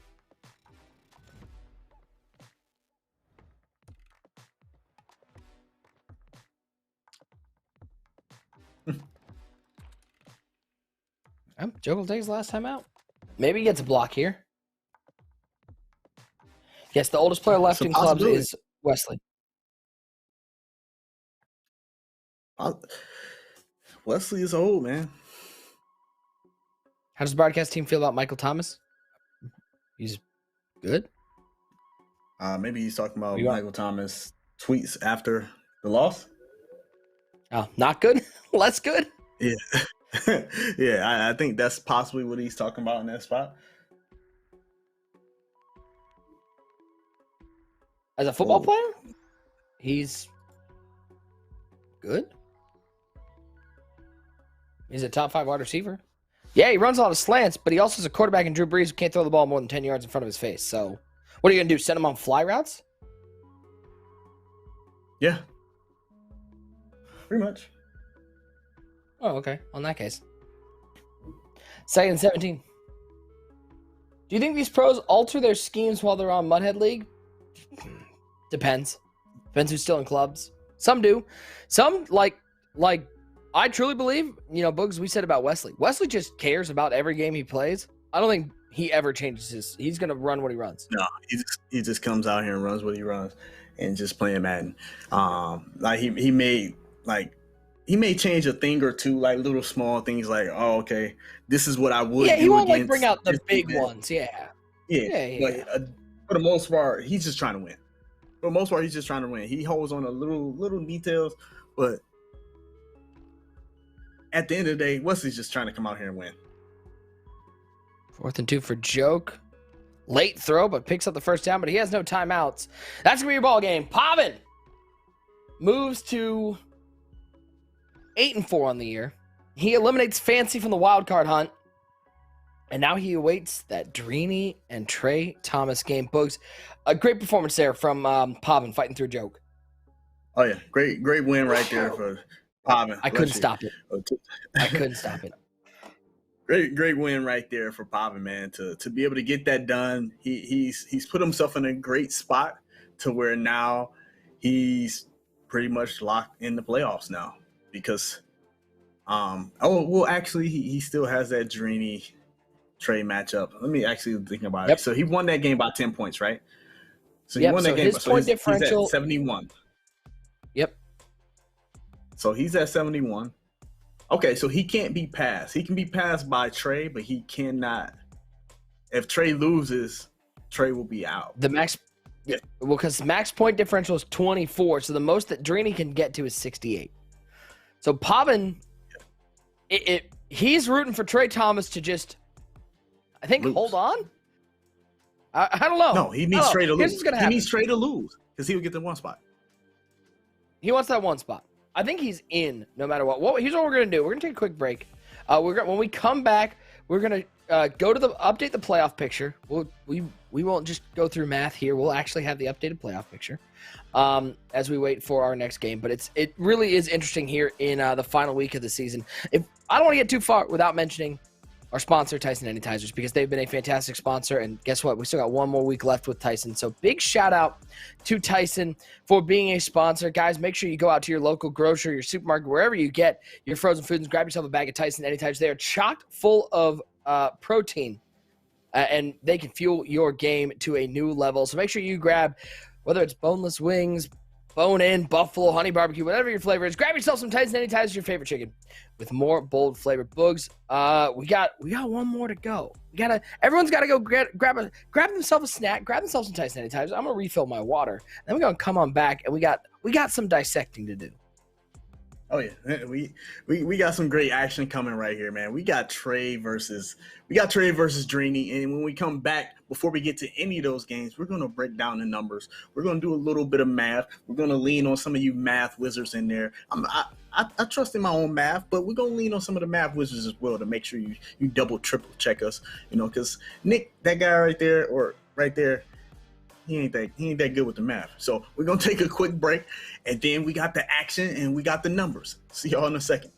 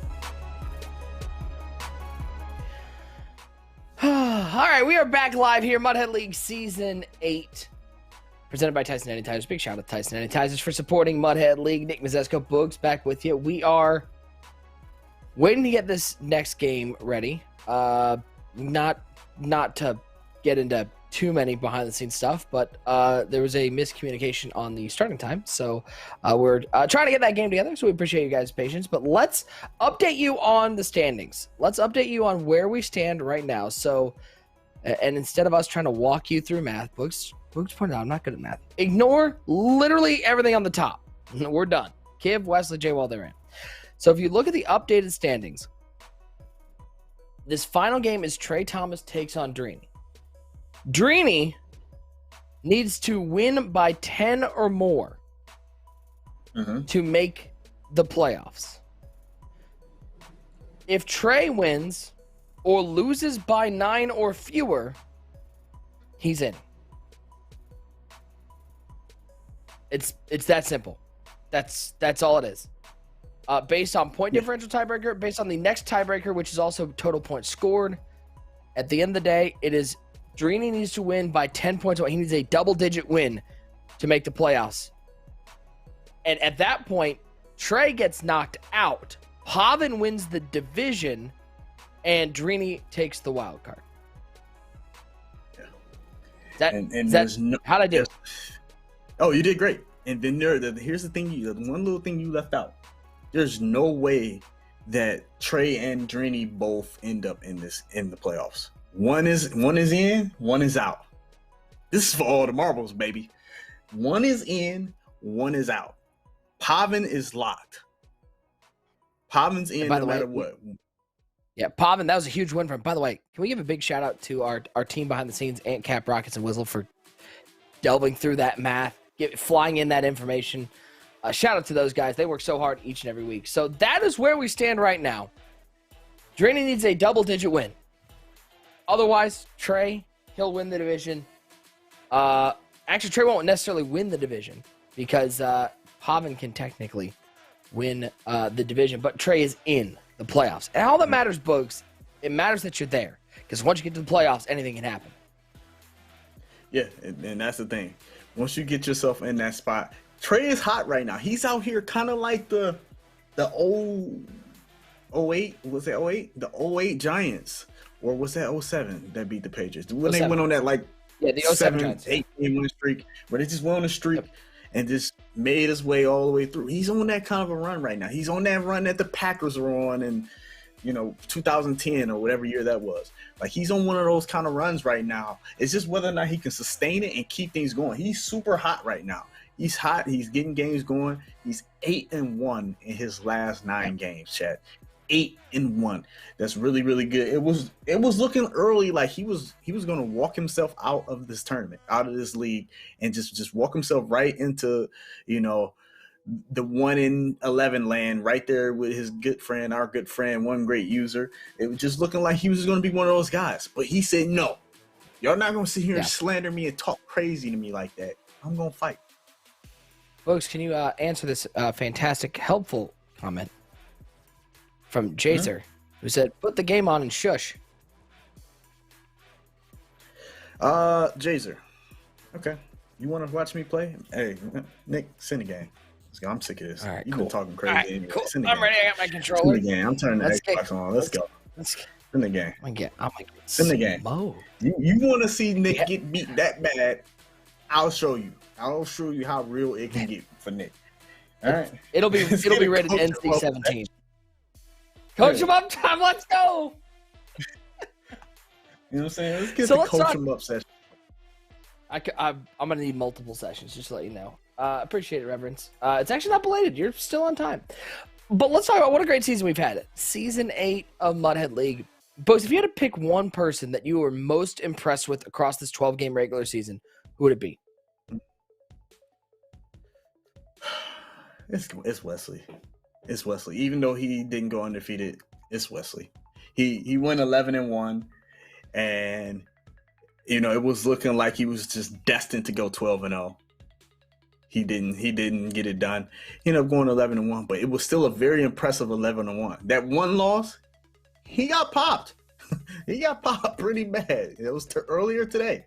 But it was a very impressive 12 games by Wesley. He just balled out. He did a really good job, man. He did his best at just being consistent all league long, finding ways to win, even when it was looking tough and like he might not be able to get games won. You know, I'm gonna go with Trey Thomas, and not just because of how it started, but here's something that we haven't talked about. I think we haven't explicitly said since we announced the divisions. You realize that there are a combined 4 belts in that division, and Trey Thomas is the only one without one. Between Trey Thomas, Pav, Dream, and Joe combined, they have 4 belts. And when you take Trey Thomas out of there, they still have 4 belts. So he went into the group of death with a bunch of guys who know how to win. Started out 0-2 and has gone 8-1. And by the way, started out 0-2. Neither of those games were division games. So he then had to finish out the season with all his division games ahead of him. And he has a shot at walking away with the division title. Now, he could certainly lose by 10 points or more and not make the playoffs. But something's got to be said for Trey, the youngin' without a belt, fighting in that division and being on top of it going into the final game of the regular season.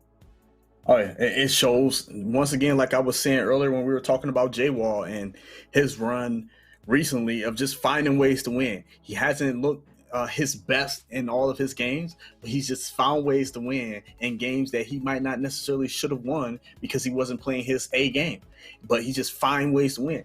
And that's the thing, like you see that thing he has inside, that grit, that fight. And that's what I'm talking about with Trey. You seeing that when he said, I've been fighting my whole life, he meant it. He meant that he's been fighting his entire life, and that fight in him is what has allowed him to get to this point. And he's got himself in position where he controls his own destiny. He can get the first place in his division. All you gotta do is win one game. By the way, somebody else who I want to shout out, you look at the numbers, you look at his standings, and you go, I don't know why you'd shout him out, but TD Barrett went 3-7, and obviously not what he was hoping to do. And he's still got 2 games left to play. But only a minus 33-point differential. He played so many close games that he just wasn't able to come out on top of. And I think TD Barrett proved a lot that he's not just like a YouTuber who plays Madden. This is somebody who competed hard against Noah in that Patriots Club final, who was in here with 15 other of the best Madden players in the world and held his own. This is somebody who, Boogs, I would not be surprised to see TD Barrett next year make a run in one of the major tournaments. Yeah, TD Barrett really showed. He showed something. He showed that he has some skill, man. Just watching him play in the Primetime game, I was able to see like, yo, TD got some skill, man. He's no slouch. He's not going to be an easy win for anyone. Like, he's not at all. Like, he's one of those guys where you have to kind of adjust to him. He's going to catch you off guard with some of the things that he does, and he really shows that he has some skill that you have to respect. And you're just not going to get an easy win ever against him. TD Bear is good, man. I like hats off to TD Bear. I've seen a lot of like YouTubers end up being in like some of these Muthead leagues. This is season 8 of Muthead League, so that means there's been 8 of them. I've seen he isn't the first YouTuber to be in, and he's probably been the most impressive one out of all the ones I have seen. And you know what's been really cool? The other thing that I've really, really liked to see, and listen, we rag on him because we love him. One great user. We both love him. Boogs, you've known him way longer than I have, but he's one of my best friends in the world at this point. Work with him every week. One thing I love about User, there are a lot of people who would have this bad of a record and would just like try to forget it. You'd never mention it. He's still making YouTube videos with these games, even games that he's losing. He's still talking about them. Like, again, I guess you get used to it or some, but like there are so many guys. We know those guys, Boogs, that they lose, they shut down. There's something to be said for User knows something about brand. I mean, it's very like, it's almost like documenting. It's almost like the Lions documenting the 0-16 season. Like I guess I respect I respect it a little bit. You know, he didn't quite go 0-16. Welcome to Hard Knocks 0-16 edition. This week, Dan Orlovsky out the back of the end. One great user out the back of the end zone. Shout out to him for putting YouTube videos out of it. I mean, you got to do what you got to do. I did not. You got to do what you got to do, chat. Did not say that. Y'all want to stir up drama today in the chat. God, people saying I'm talking trash about K-Mac. Now he's saying that Boogs knows something about. No, I said Boogs knows something about knowing people who shut down after a loss. We've all been there. There are those guys who when you're in person, especially in Redwood, everybody's together in the same hotel. We're hanging out. That they're the guys that lose and head back to the talent lounge and hang out with people and still watch the games. They're guys that lose and you don't see them for 24 hours. Yeah. You don't see them at all. They disappear. They completely disappear. I've been there. I've done it before. I've done it once. I did it in the Madden Championship in Madden 17. I lost and then I disappeared. I did it. I'll own that one. I did it once in my life, Nick. You know, does that make me a bad guy?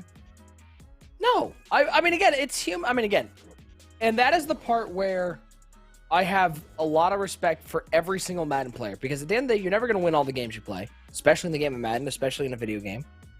And at the end of the day, y'all have to I mean, again, at the end of the day, LeBron James, if he loses game 7, what does he do? They get on the bus and they head home. Madden players have to head back to the hotel and hang out with people and be if you lose on day 1, you're still there for 3 days. They don't book you on a flight out of there. They want you still on camera, and that's not easy. Yeah. Well, y'all at home, everybody, y'all know what it's like to lose at home. You don't want to look at the game anymore. Now imagine having a bunch of cameras on you. It's not easy. No, it's not easy at all. It's not easy at all. I remember what happened. I basically I lost, and I went. And I don't know if you're asking me that question, but yeah, we lose. Okay, it sucks. You take me back to a dark place that I don't want to talk about. So hopefully you asking a different question. But at the end of the day, it also makes all the winnings sweeter. It makes those victories that much better. Because I remember talking to you after that Falcons Club final when you blocked the kick, and then remember that was the semifinal. You had to go on and win another game. But you get those victories, you get named a club champion. It makes those moments that much sweeter. Oh yeah, no, yeah. Those it makes those moments so much sweeter when you winning and losing. Those vibes are totally different. Because it's you're on this all-time high when you win, and then when you lose, it's oh God, I lost. This is it. It's the worst thing because you put so much time in it, man. You really you put so much time into it. Codename Keys. That is a lie. No, that's a total lie. It's a total lie. That's a lie. Have you seen this kid named Wesley, the oldest player? Have you met the West man? You know what I'm saying? The oldest player in Club Series right now is definitely much luckier than I am. The game that we get next is going to be Trey versus Draney. Trey versus Draney is the next game up. I just wanted to have this conversation while we had a moment because I think. Wait, hold on. Stafford's gone. Oh, sorry. Did he get traded? Sorry. Did he get traded? I know that the Rams talk was a lie. I hope not. Detroit is dealing Matt Stafford to the Rams in exchange for 2 future first-round picks, a third-round pick, and Jared Goff. Jared Goff, the new quarterback for the Detroit Lions. Breaking news! In the words of Rico Williams, it's breaking news when it feels like breaking. Stafford to the Rams. So I'm going to L.A. is what you tell him. I'm going to L.A. I would like to point out, that is an absolute haul for a 36-year-old quarterback with injury problems. 2 first-round picks, a third-round pick, and a quarterback. They know he is GOATed, okay? You're going to respect my quarterback. He's not 36, he is 33. Do not put 3 years of age on my mans, okay? We are going to the LA Rams, and we about to get it done, all right? I am a Rams fan. I need a Rams jersey. Let me just point out. Oh, man. You got yourself a pretty good team out there in LA, because let's point out, they got a great young running back in Cam Akers, who I think is one of the most fun players to watch.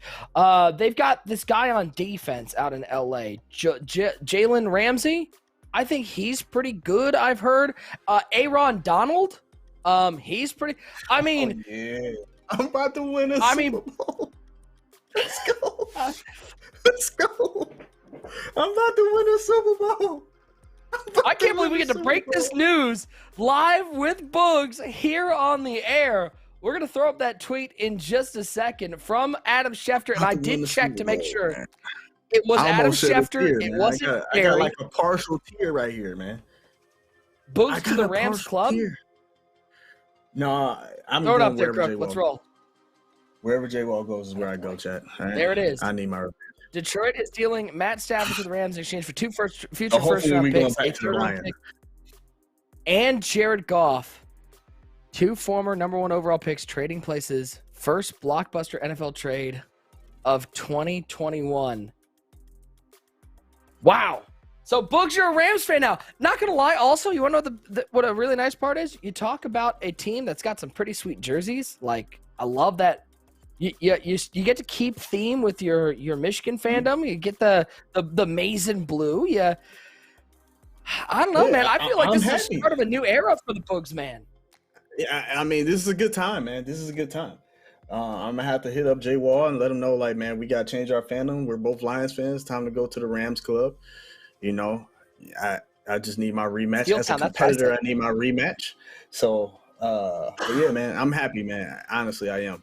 I'm happy for Matt because you guys are now going to get a chance to see how good he really is. You're going to see, like, right? Y'all slandered my man. So you're going to find out. He's going to have a legit chance to make a run in the playoffs because, I mean, by the way, he has, in my opinion, one of the most underrated wide receivers now. And I think Robert Woods is really good. I've always thought he's good. I just don't think he's not flashy. But that Woods, Cooper Kupp, and by the way, I'm waiting to see what those draft picks are. It says future, which tells me probably is it next year? Do we have any confirmation like when those because like usually when they say future they don't mean the deal can't go this year. Oh, I thought you were talking about the deal. I mean, Trey is now an insider. Like he deserves some respect because he's shown that he has the plug. He told me this a few days ago that, Stafford's going to the Rams. And, hey, Stafford's on the Rams. Yeah, I mean, like, the deals can't be made official, but I'm curious when those 2 future picks are. By the way, how many do the Rams have any first-round picks ever again? Because didn't they give up a bunch for Ramsey?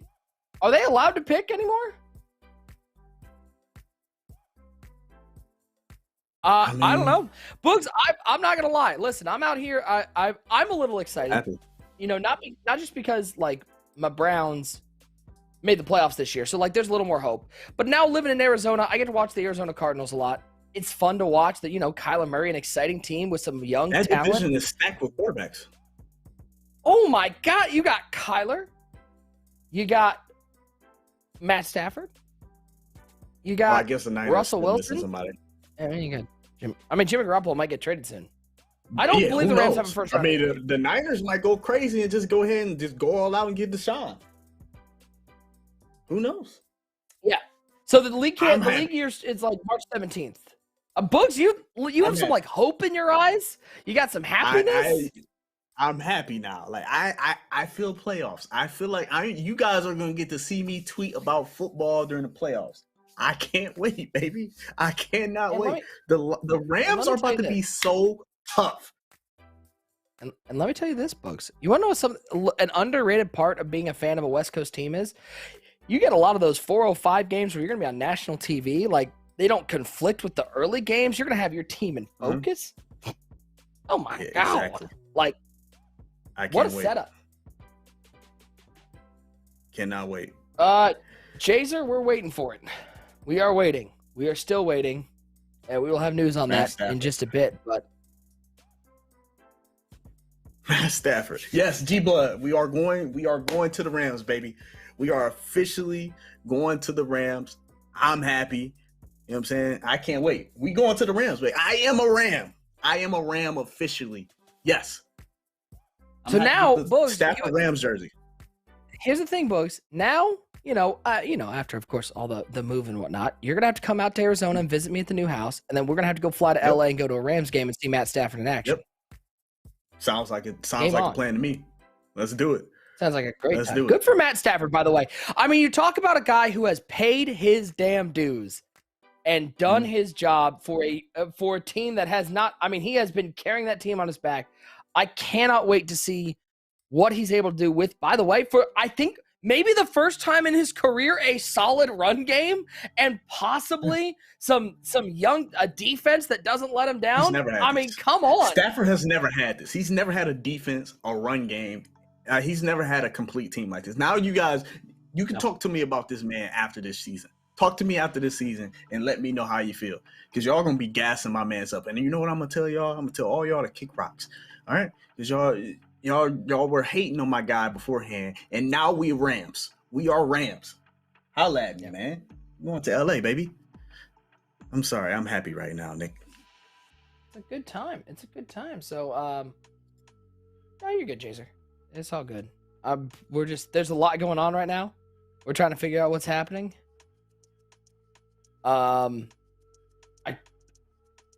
Yo, Austin, thanks, man. See you later. Bo's got a smile on his face.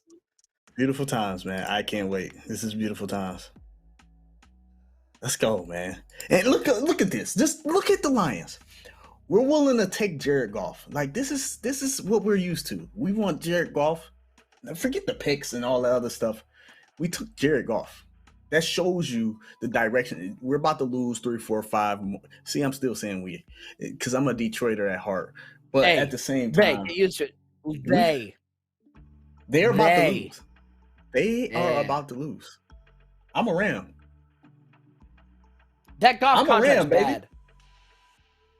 That Goff contract is bad. I mean, they do get. I think that. I mean, the trade for Goff is mostly about getting the contract off that books. I know the Rams were kind of in cap hell because they got, the Donald contract. They've got Ramsey. They've got, but at the end of the day, like, also, can we talk about the underrated part, which is Matt Stafford is going to be coached by someone who I think is a top 3 coach in the league in Sean McVay?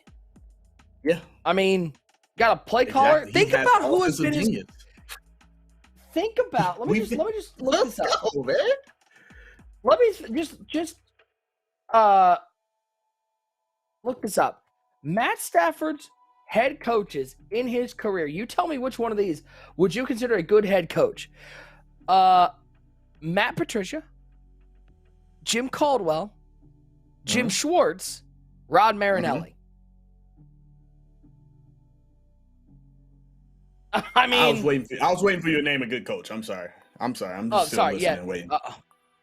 It's on the way. I forgot about the interim coach, Daryl Bevel. Caldwell was trash. Caldwell's not a good coach. I'm a Ram now. Caldwell's not. I am a Rams fan now, Smith guy. Yes, me, Books. Hi, I'm Books, and I'm a Rams fan. Hi. My name is Books, and I'm a Rams fan now. This is a good day. Behind me, I'm now a Raiders fan, I guess. I don't know what's going on. I'm getting sick of looking at this logo, though. I'm not gonna lie. I'm not becoming a Raiders fan anytime soon. Caldwell took us 2 playoff games. Did he win any of those playoff games? Hey, E. Joseph, Hey, E. Joseph. This is Nick. Did he win any of those playoff games? Because what I remember was the Lions getting to playoff games and getting bounced. I remember the Lions being very good against bad teams and not beating good teams. That doesn't make him I'm not saying he's not Matt Patricia bad. He's not Freddie Kitchens bad, but I would not call Jim Caldwell a good coach. Yeah, as exemplified by he got fired. Let me point out, he got fired by the Browns or by the Lions in 2017. How many head coaching jobs has he had since then? No one's clamoring for Jim Caldwell to coach for them. Yeah, what he did was I don't know. I think that our teams that year or those years were just so hot and just was able to pull things together. And that one year, that last year that we went to the playoffs under him was honestly like a lot of Matt Stafford saving the day in late games. It was a lot of those games. We could have easily not made the playoffs that year. Like, it was so many games where we was just squeaking them out, last second drives, just Matt being Matt. You know what I'm saying? Whereas none of it was just like, man, that's just outstanding coaching. Just well-coached teams that's just doing amazing things. Now you wonder. I would just like to, I'm wondering now, with that deal on the books, what is the deal that's going to have to be put together if somebody's going to get Deshaun Watson?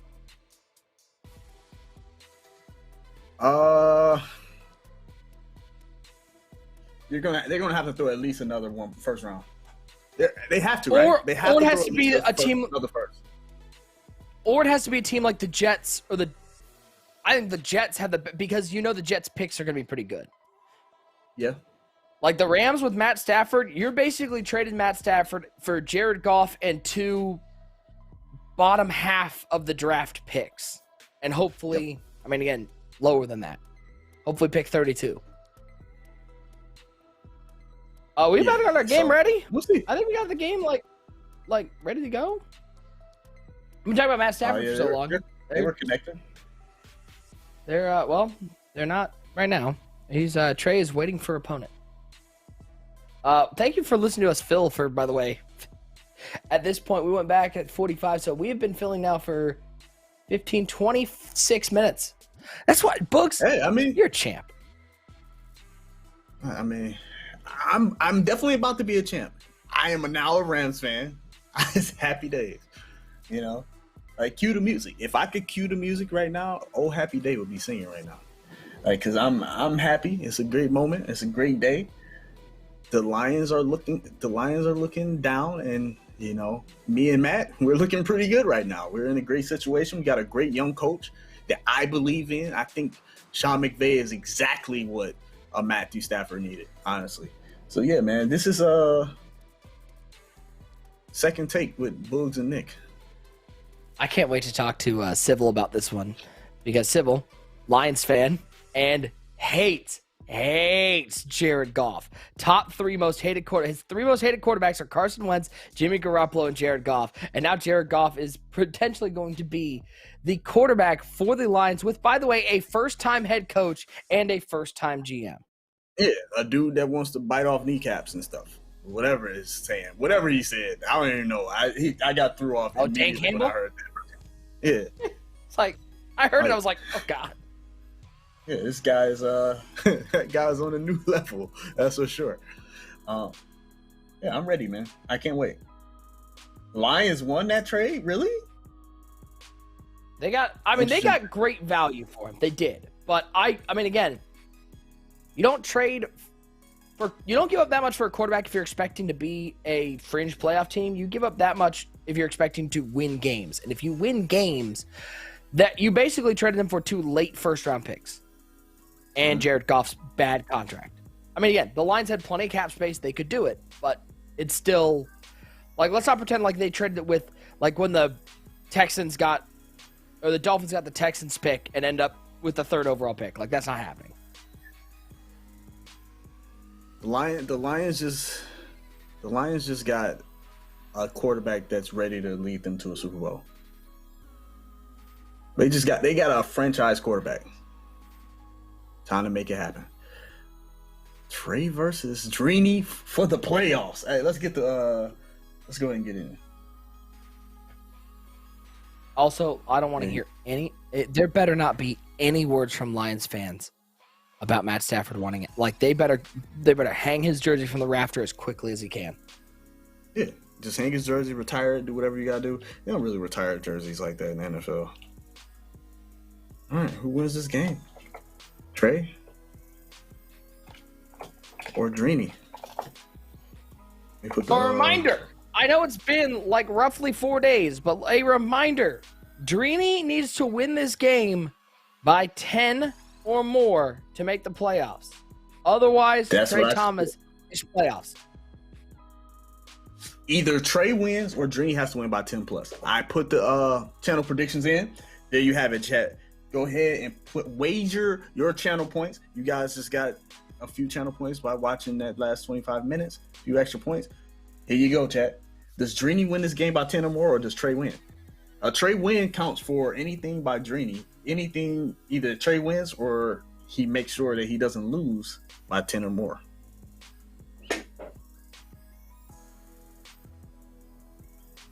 I was kind of wanted to go to the Niners. I won't lie, but I'm not mad at going to the. Dude, you get to cheer for Aaron Donald. Yeah. You got generational talent over there. Do it kind of late. Yeah, no, that's true. The Rams are looking good.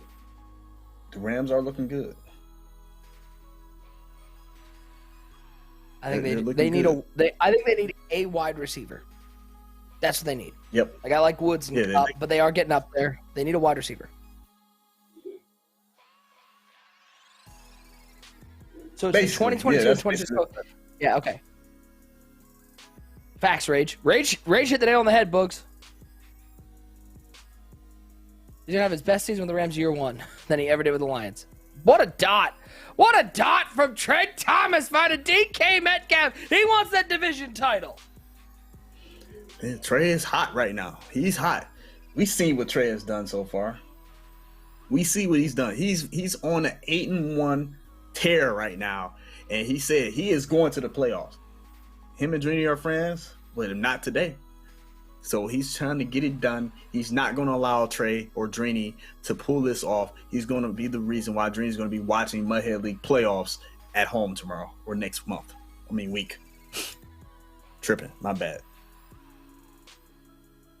Remember, playoffs will be taking place next week. We have by the way, Books, we haven't even gotten to a really exciting announcement about next week's games. One that, I am absolutely stoked for.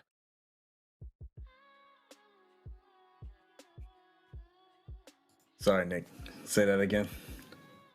We haven't even gotten to the really exciting announcement about next week's show. Yeah. Oh, you're excited. That's Settle true. down.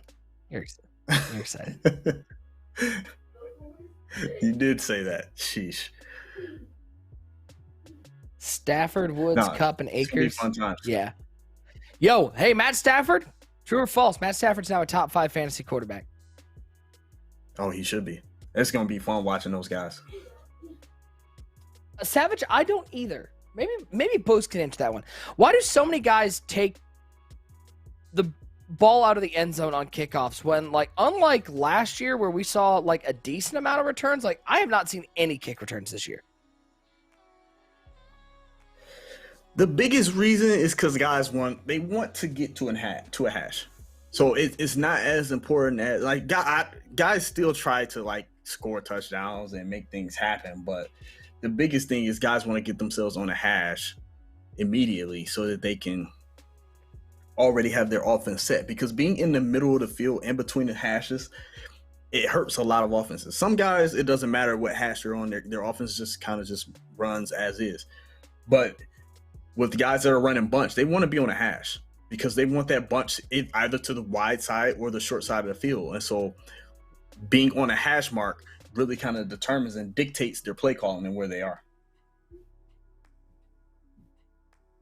Oh, man, that's a risky throw right there. It's a book. It's picked off. That's a book. It's Woodson the other way. That's Ron Woodson, 50, 45, 40. Oh, what a start for Trey Thomas. A touchdown on the first drive and a turnover. He needs this win to win the division. Man, this is now an uphill battle for Trey right now, or for Drini. Right now, what Trey needs to be thinking is do not mess this up. You have to continue to put points on the board. Do not get too risky in this spot. You're up 7. He has to beat you by 10. So essentially right now, you are winning this game 17-0. It's first quarter. You have to think about it in that kind of way to make sure that you don't lose this game. So you have to be kind of cognizant of that when point differential matters. So he should be happy with taking time. You want to milk clock, and then you want to try to get points on the board and extend that lead. Yeah. 2nd and 8. 2 things to remember for everybody in the chat talking about who won that trade. A, if Matt Stafford leads the Rams to a title, it doesn't matter. This is, I compare this to the Kevin Love trade. Everybody said, wow, the Cavs gave up, Andrew Wiggins, which again, 2020 hindsight, doesn't really matter. But at the end of the day, it did. Even though right now that Kevin Love contract is kind of sucks and he hasn't been nearly as good since then, it didn't matter. They got a title. It didn't matter. That's the Stafford deal. They're playing for a title. They're trying to win now. Yeah. If they win now, it doesn't really matter. And also, that Jared Goff contract is tough, and Stafford's off the books, and he's got 2 years left on his deal, and he may retire. So. But that's what you're trying to get the most out of him you can in that 2 years. You're thinking that 2-year span. What can we get out of him in these 2 years? They've been to a Super Bowl. They lost. If you take Goff out of there and put Stafford in that Super Bowl against the Patriots, they win. They win that Super Bowl because the Patriots couldn't. Well, and let's point out, I do think T-Ski, I think it's a fair trade. Yes. I'm not a big Jared Goff fan. I don't think he's that good. I think he's a mediocre quarterback, sort of in that bottom 18. If I had to rank him, he's bottom half of the league. They get rid of the Goff contract. The Lions get 2 first-round picks out of this one. Best case scenario for the Rams is they end up winning a bunch of playoff games, and those picks end up being picks 27 one year and pick 29 another year, which, by the way, that's what the Seahawks lived and died on. You know how many times they traded those picks away anyways? A lot. They're not going to be picking. If Stafford goes out there and is hurt and doesn't play well, yeah, obviously it's a bad trade. But right now, I think it's pretty good for the Rams, and it's good for the Lions, who need futures. They can cut Jared Goff whenever they want because the Rams are on the hook for the bonuses. Like, it's a good deal for the Lions, too, who are in a full rebuild. They're 3 years away from a team that's competent. It's going to be an exciting season. I can't wait to watch. I cannot wait to watch. But can we talk? And I think a lot of people are going to change their tune. Yeah, and by the way, can we just say, can you imagine if Deshaun Watson goes to the 49ers? That would be the craziest division ever. That division? When Kyler Murray is the worst quarterback in that division? That's nuts. And/or Stafford. Big play right there. Whoa. Be respectful now. Yeah, the Rams now have the best quarterback in the division. All right. There's no discussions right now to be had. The best quarterback in the division is on the LA Rams. We got the best quarterback in the division right now. All right. Enough said. No more conversation. Smart decision right here by Trey to take every single second he can right now. Case up. It is good. 10-0. And again, Matt Labber, if the Lions do that, that's actually what I think is the best move. I don't know about the Falcons. The Falcons do need a quarterback. The Dolphins, in theory,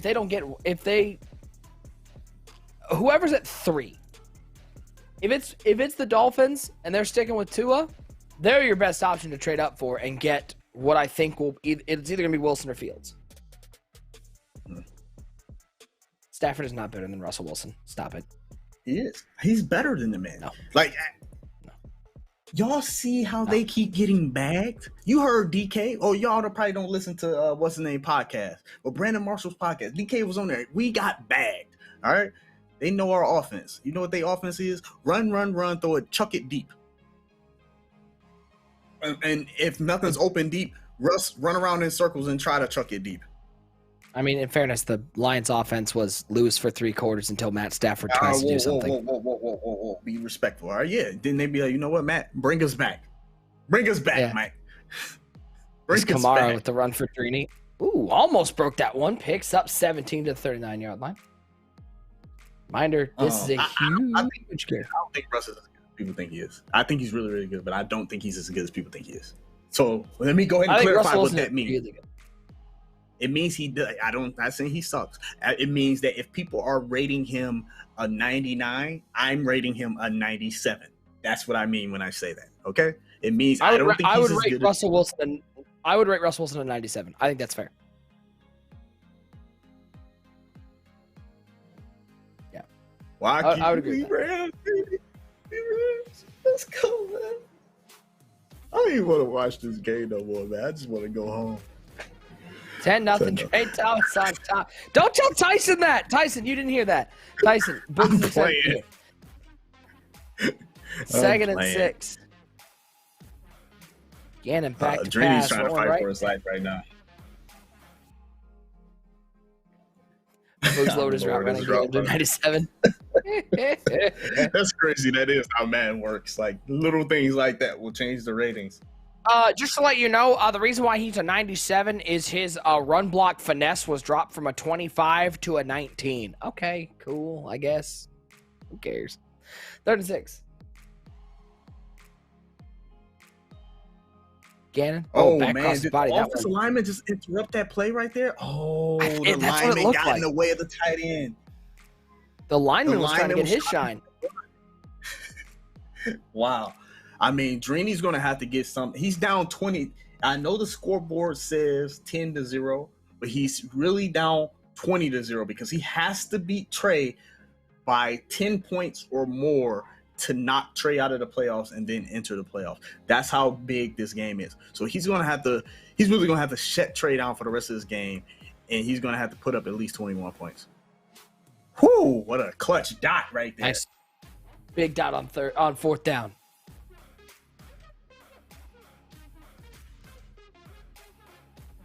Hey, hold on. Let me just confirm this because I don't want to like spew out. 20, 21. That's a big play. So, big play. Ready for this? Oh man! Ready for this? Fire Big away. shout out to my guy T4 Verts on Twitter who called this out, and I just confirmed it. At the end of this deal, assuming they don't trade back into the first round, the Rams will have not picked in the first round since they took Jared Goff in 2016. Yeah, that's wild. That is wild. Oh man. Ooh, tough throw. Darren Waller makes a tough catch. He is playing with absolute fire right now, running around, trying to just make plays. Bill Belichick said okay, well then he's the best. If Bill Belichick, I trust in Bill Belichick. So if he said he's the best, then I agree. But you're gonna have to show me that quote. Delay fake catch rate is over 100%. Yeah. Ooh. I mean, fancy. That was Stiff's offense. Dude threw like 14. Delay fades for the tight end. 2-minute warning, 10-0 Trey Thomas. He is. They're unbeatable. Right now, Drini is trying to live. Fancy, you better lap that up. You better lap that up for the belt. Facts. I better see that lapped up. I better see you throw a couple of those in that Final 8 game.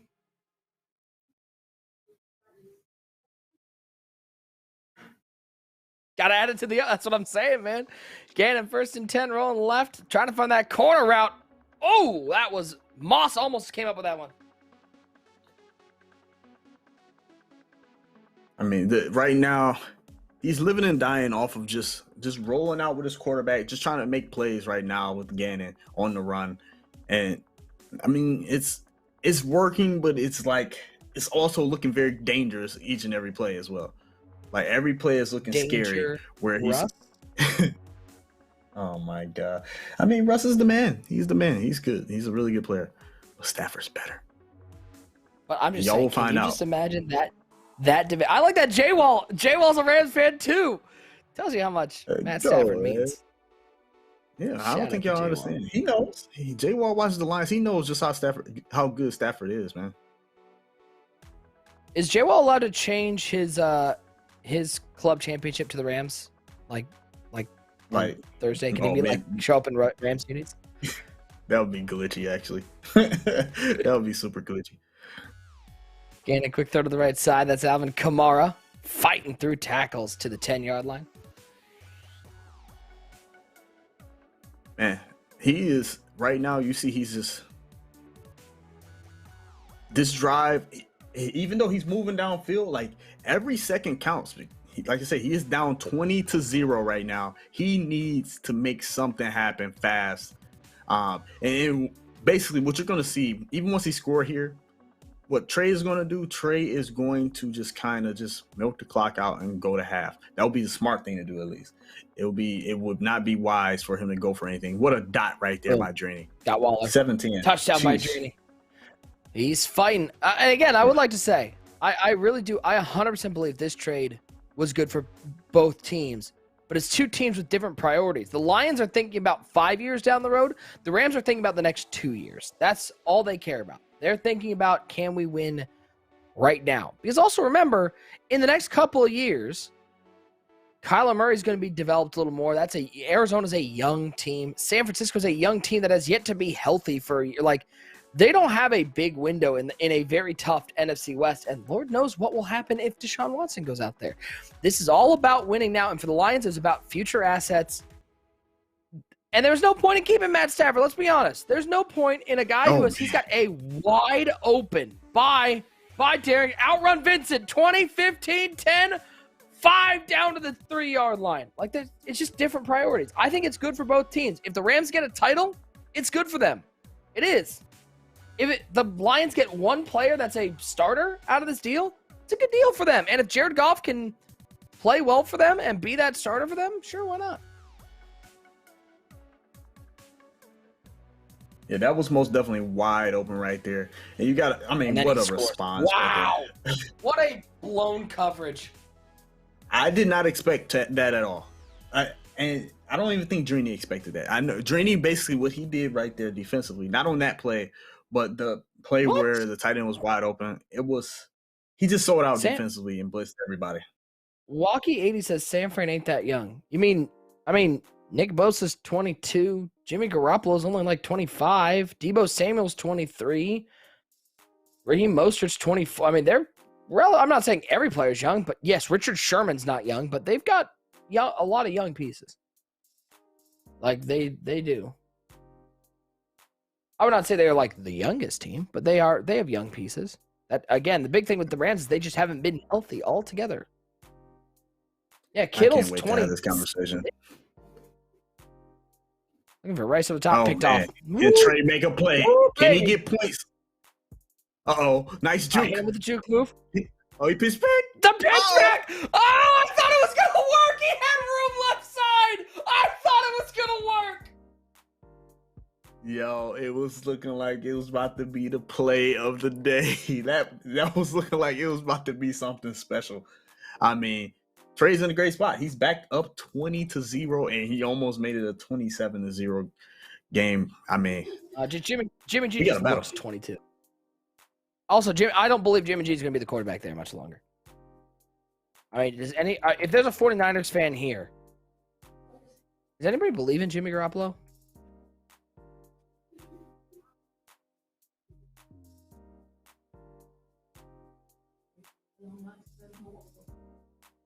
Trey is. I'm not the biggest fan of this style of defense right here. It's not wise at all to play aggressive defensively because you're up. You have a 20-point spot basically right now, and you only have a half to play. You want him to work for every single yard. You make him march and drive downfield and take slow drives. You don't allow him the opportunity to score fast. You just don't. Thanks, Rage. And apparently all you people like you guys just want to be okay, fine. I will look it up and I will give you actual ages. Just to let you know, the entire offense for the San Francisco 49ers, there are only 8 players who are age 30 or older, so that's pretty young. And on defense, that number is 5. Tell me again how old this team is? They have plenty of young talent. Settle down.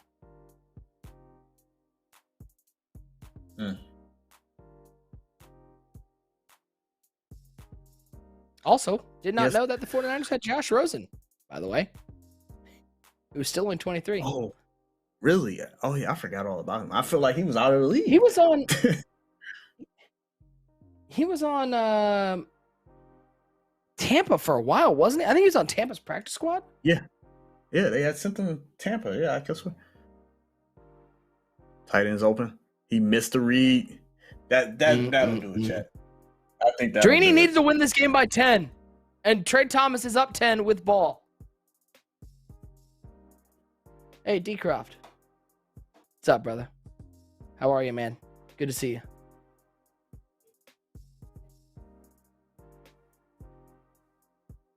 Now, I would not say San Francisco is the young. I mean, Seattle is probably one of the older teams, I would guess. I mean, Russ is what, 30?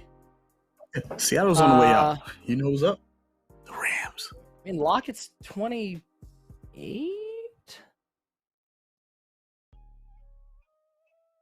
Yeah, I mean, their defense is up. Bobby Wagner's getting up there. Bo Jackson up the middle. Trey Thomas.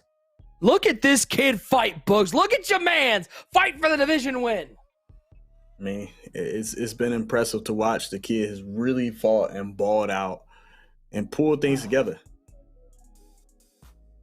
He's really done a great job of just kind of just putting things together and really just figuring things out. After it looked like he would not make the playoffs at all, for him to just put things together and then win the division in what I felt like was probably the toughest division. And even when you look at the standings, it was the toughest division. I mean, shout out to him, man. I'm just getting tougher. Good for Stafford. So again, if for some reason you've been under a rock, Matt Stafford traded to the Rams. Boogs is about to change his name from Bugatti Boogs to Bakersfield Boogs because he's going to move to L.A.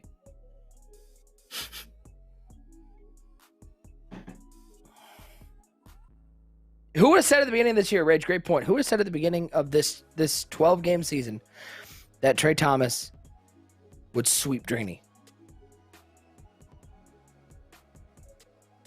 Rams fan, I know you're pumped.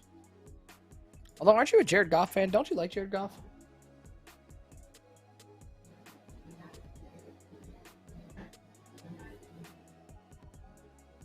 First and 10. The Seahawks need an offensive line. If the Seahawks get any sort of offensive line, they're a lot better. But that offensive line was putrid this year.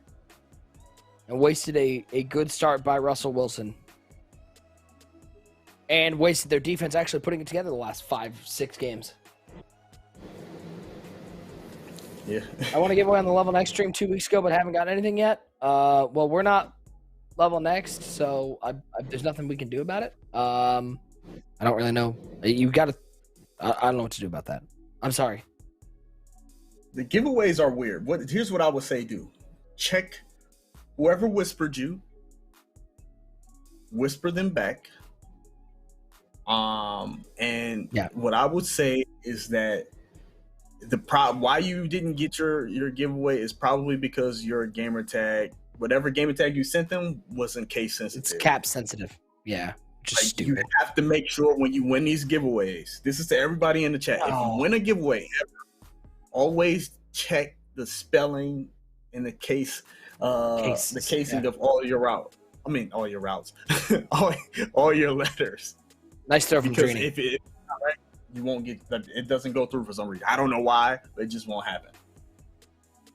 By the way, shout out to my guy, your Atlanta Falcons club champion, Mr. Football in the chat. I appreciate the love. Yes, sir. It was my birthday today, and I appreciate you checking in, my friend. Good to see you. Hope you're well. 14, 24, 36. No, 24-14. Trey Thomas on top. Sometimes they're weird, man.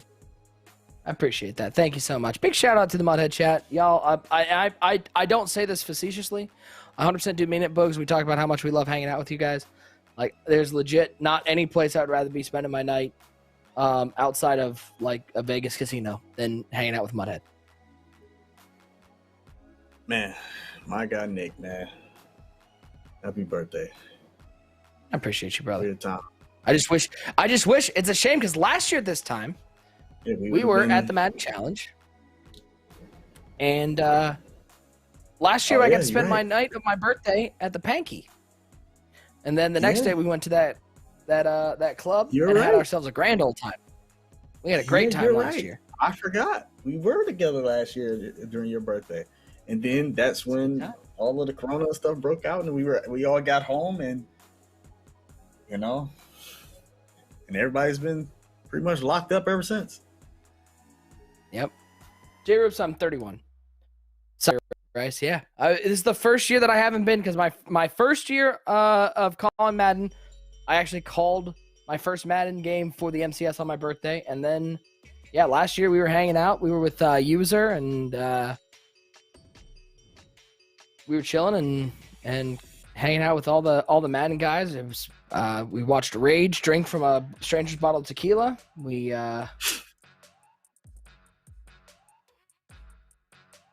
fun times. Is that Dick Route knockout or is that just a knockout? Yeah, then COVID happened. Yeah. 4th and 2 for Trey Thomas. He's going to leave the offense on the field. If Drini can get a stop here, I mean, it's the game's not over. He would need something to get that 10-point win that he needs to make the playoffs. 4th and 2. Honestly, Trey just isn't playing that smart right now. He's not playing the smartest at all. When you look at how he's playing, passing the ball, leaving time on the clock, this isn't the wisest. If you lose this game, which is possible, he's playing like he's not in the game, like his head isn't in it, and you mess around, you let Drini get on the run, get a quick score or something like that. I mean, now he has a short field, so he can score fast. He can easily score before the fourth quarter. Uh-oh. And if he does, there's your offense. We have a ball.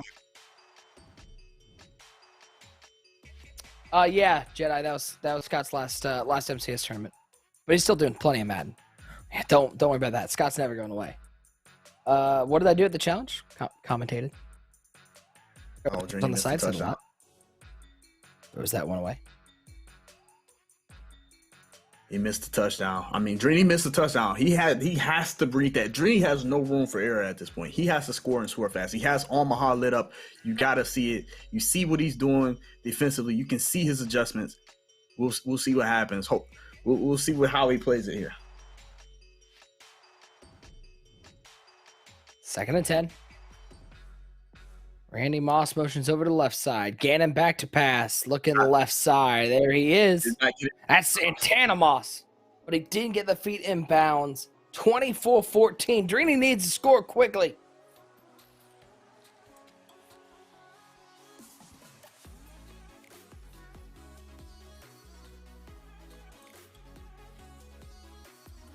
Scott's always around, Jedi. Scott's always around. Delay fade. There Oh my! Did Trey just defend a delay fade? He did. Drini missed the opportunity here. He's on a big 4th down. We'll see if he can cook up a dot here. He no longer has Omaha. He did not take advantage of it. I mean, now he's just gonna have to just cook up a dot here. I mean, he has to, Trey's playing ultra aggressive here, which I don't think is the wisest thing. I don't think it's the wisest thing to sit here and play this aggressive. What a dot! And he got a laser to the 1-yard line. 4's up in the chat. We're going to the 4th quarter. Drini by knocking on the door. Down by. I mean, technically, right now, Drini is down by 20. He's down by 20, so basically, he's gonna have to get 3 touchdowns. There's no time left for kicking field goals or anything like that. He's gonna basically have to go on a 21-0 run. Not gonna lie though, if there was somebody, as Kamar stopped to the 1, if there's somebody I would bet on to be able to do that, Drini's on that list.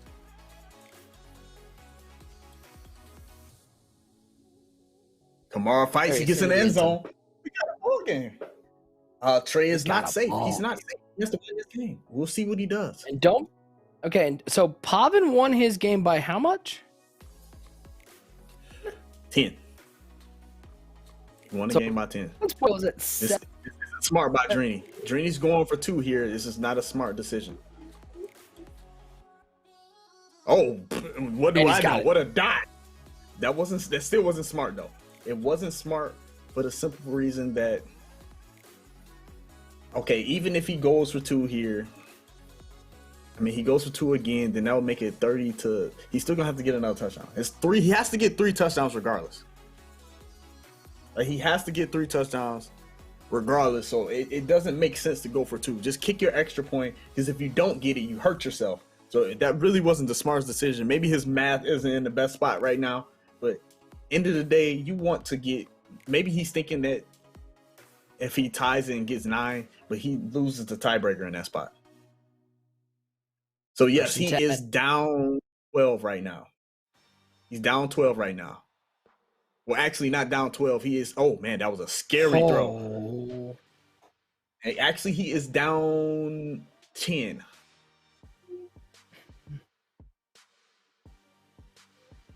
Did I say that right? He has to beat Trey by 10.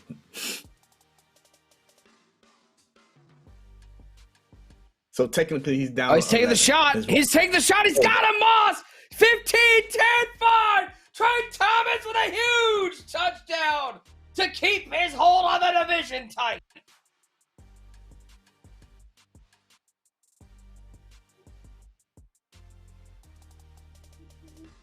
Yeah, my bad, Chad. I was being real technical. He's down 11 technically, because if he has to win by 10, then that would mean he would have to win by 10. So then that means he's down 11, or now he's down 18.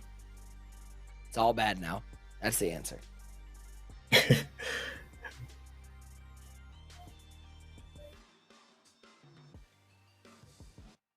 Aldrini, he's in it bad now. He's in it bad. Remember, both these guys cannot make the playoffs. Right now, it looks like it'll be Trey Thomas, Pavin, and Clef the God. So that was overthrown.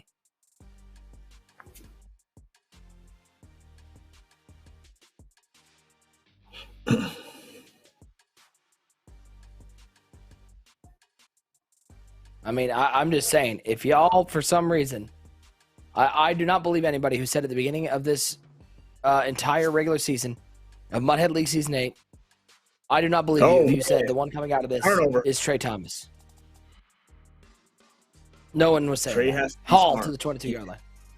He has to be smart here. I don't think he's managed this game smart at all. This might be GG's. I think he's managed it poorly all game long. You got to take time with you. Time is everything. Take the clock off and just end it like that. GG's. But Drenny's conceding. How about Drenny knows mathematically he had no shot. Trey Thomas wins that division. Trey Thomas sweeps Drenny. Trey Thomas, after starting out 0-2, finishes the regular season of Muthead League Season 8 9-1. Unbelievable run. Great run. Shout out to him. He deserves all the praise for that run, but it's not done now. You're not done. You still got the playoffs. You still got a lot more to prove. You don't want to just win the division and make the playoffs. That's not what you want to do. You want to win Super Bowls. You want to be Tom Brady. You don't want to be Jim Kelly. And so we'll give you an updated standings look in just a bit. So you guys, you've started 0-2, and then you went 9-1 for the rest of the year. Juggle, come on, listen to the words. Come on. All right, I got the ready, and then I didn't get the ready because we have our Tyson touchdown coming up in just a second. We want to thank Tyson as always for their support. But yeah, we're gonna have a great Final Six, Books. I can't wait for next weekend. Yeah. Oh yeah, it's gonna be great action next weekend, man. I can't wait to watch these games, man. You got a lot of good young players. You got Trey, Clef, and Pavin in the one conference. And so you got all those guys in the Bone-In conference, and then you got Wesley, J-Wall, and Kiv in the All-American Boneless conference. I mean, it's gonna be an interesting battle watching all these guys go at it. It's gonna be real good to watch. Any one of these guys can win this league. Let's throw up our Tyson touchdown clip of the day. It is the biggest touchdown of the day, and this one is the game sealer for Trey Thomas. Finding Randy Moss over the top. Yeah, I mean, just a great play right there. Trey knows that Drenny's playing a little bit more aggressive. You see he's just going all out, pressing every receiver. Trey knew that and just was able to get Moss one-on-one and able to just truck one over the top. It just worked out perfectly for him in this situation, and it really kind of closed the game out. That was pretty much the game-sealing touchdown. He still had to come out and get a turnover right after that. Once again, our biggest touchdown of the day is brought to you by Tyson Sanitizers, our sponsor for this entire Muthead League Season 8. Guys, go to your local grocer, grab yourself some Tyson Sanitizers. They are chock full of protein. They will fuel your gaming. Whether you're a spicy guy and want that buffalo, whether you're a sweet guy and you want that barbecue, Tyson's got you covered. Tyson Sanitizers, your favorite chicken with more bold flavor. Let's throw up our final standings as we head into next week's playoffs. And you see in the American Boneless Conference, it will be Kiv, Wesley, and J-Wall. In the National Bone-In Conference, Trey Thomas, Pavin, and Clef. What a finish to the season. Oh, yeah. I mean, just a great finish to the season, watching these dudes just go at it. Now we get to watch Trey versus Pavin in the Bone-In conference in the wild card game. And then you get to watch Kiv versus J-Wall in the Boneless Conference while Clef and Wesley sit up top waiting for their opponent in the next round. It's going to be some great battles. Nobody knows who's going to win these games. I mean, it's really anyone's ball game. I'd say Wesley's the favorite with how he's looked, but don't sleep on Clef. Clef has really looked really good as well. And then Trey, he's hot right now, so you always kind of got to ride the hot hand.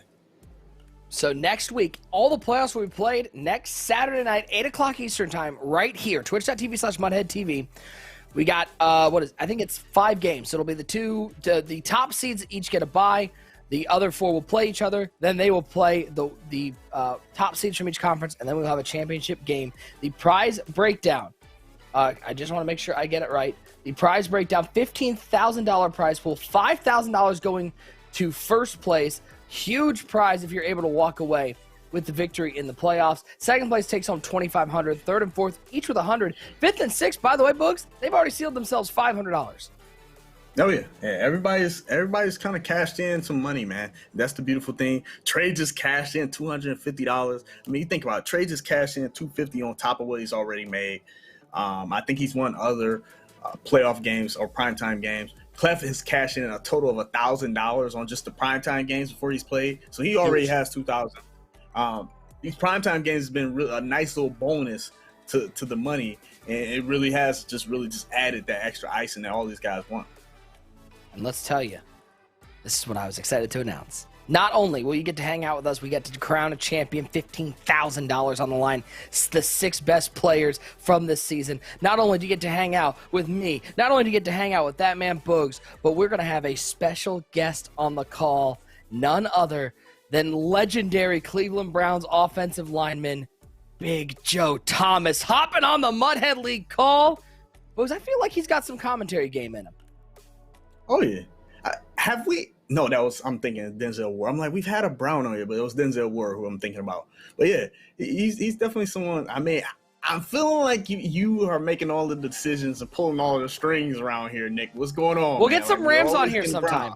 Yeah, we need some Rams. I need to get my guy Matt on here, man. But you already know, man. Joe Thomas is going to add some great value to the commentary. He's somebody that knows the game of football for sure. Hall of Famer, one of the best to ever do it.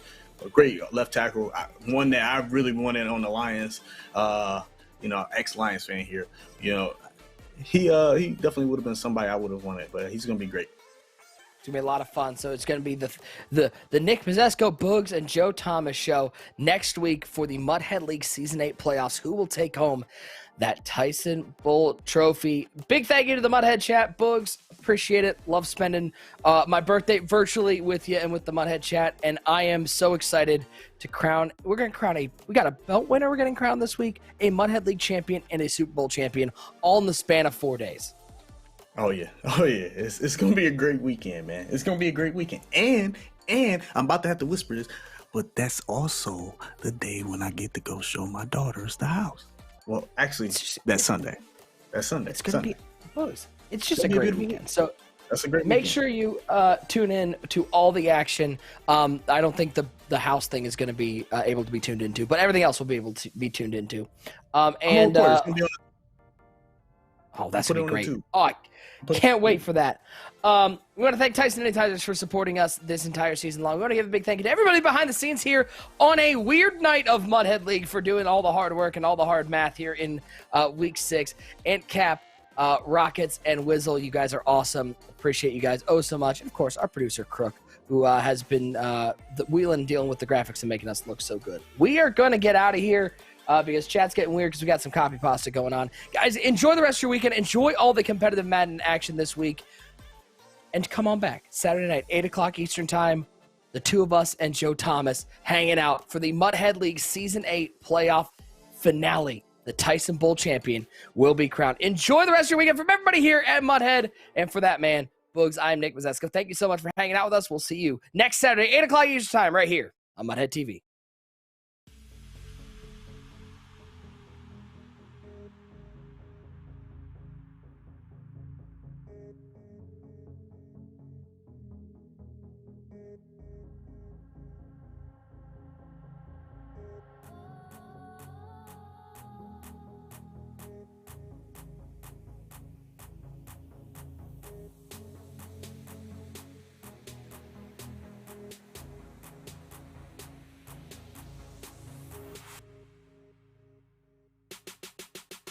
Okay.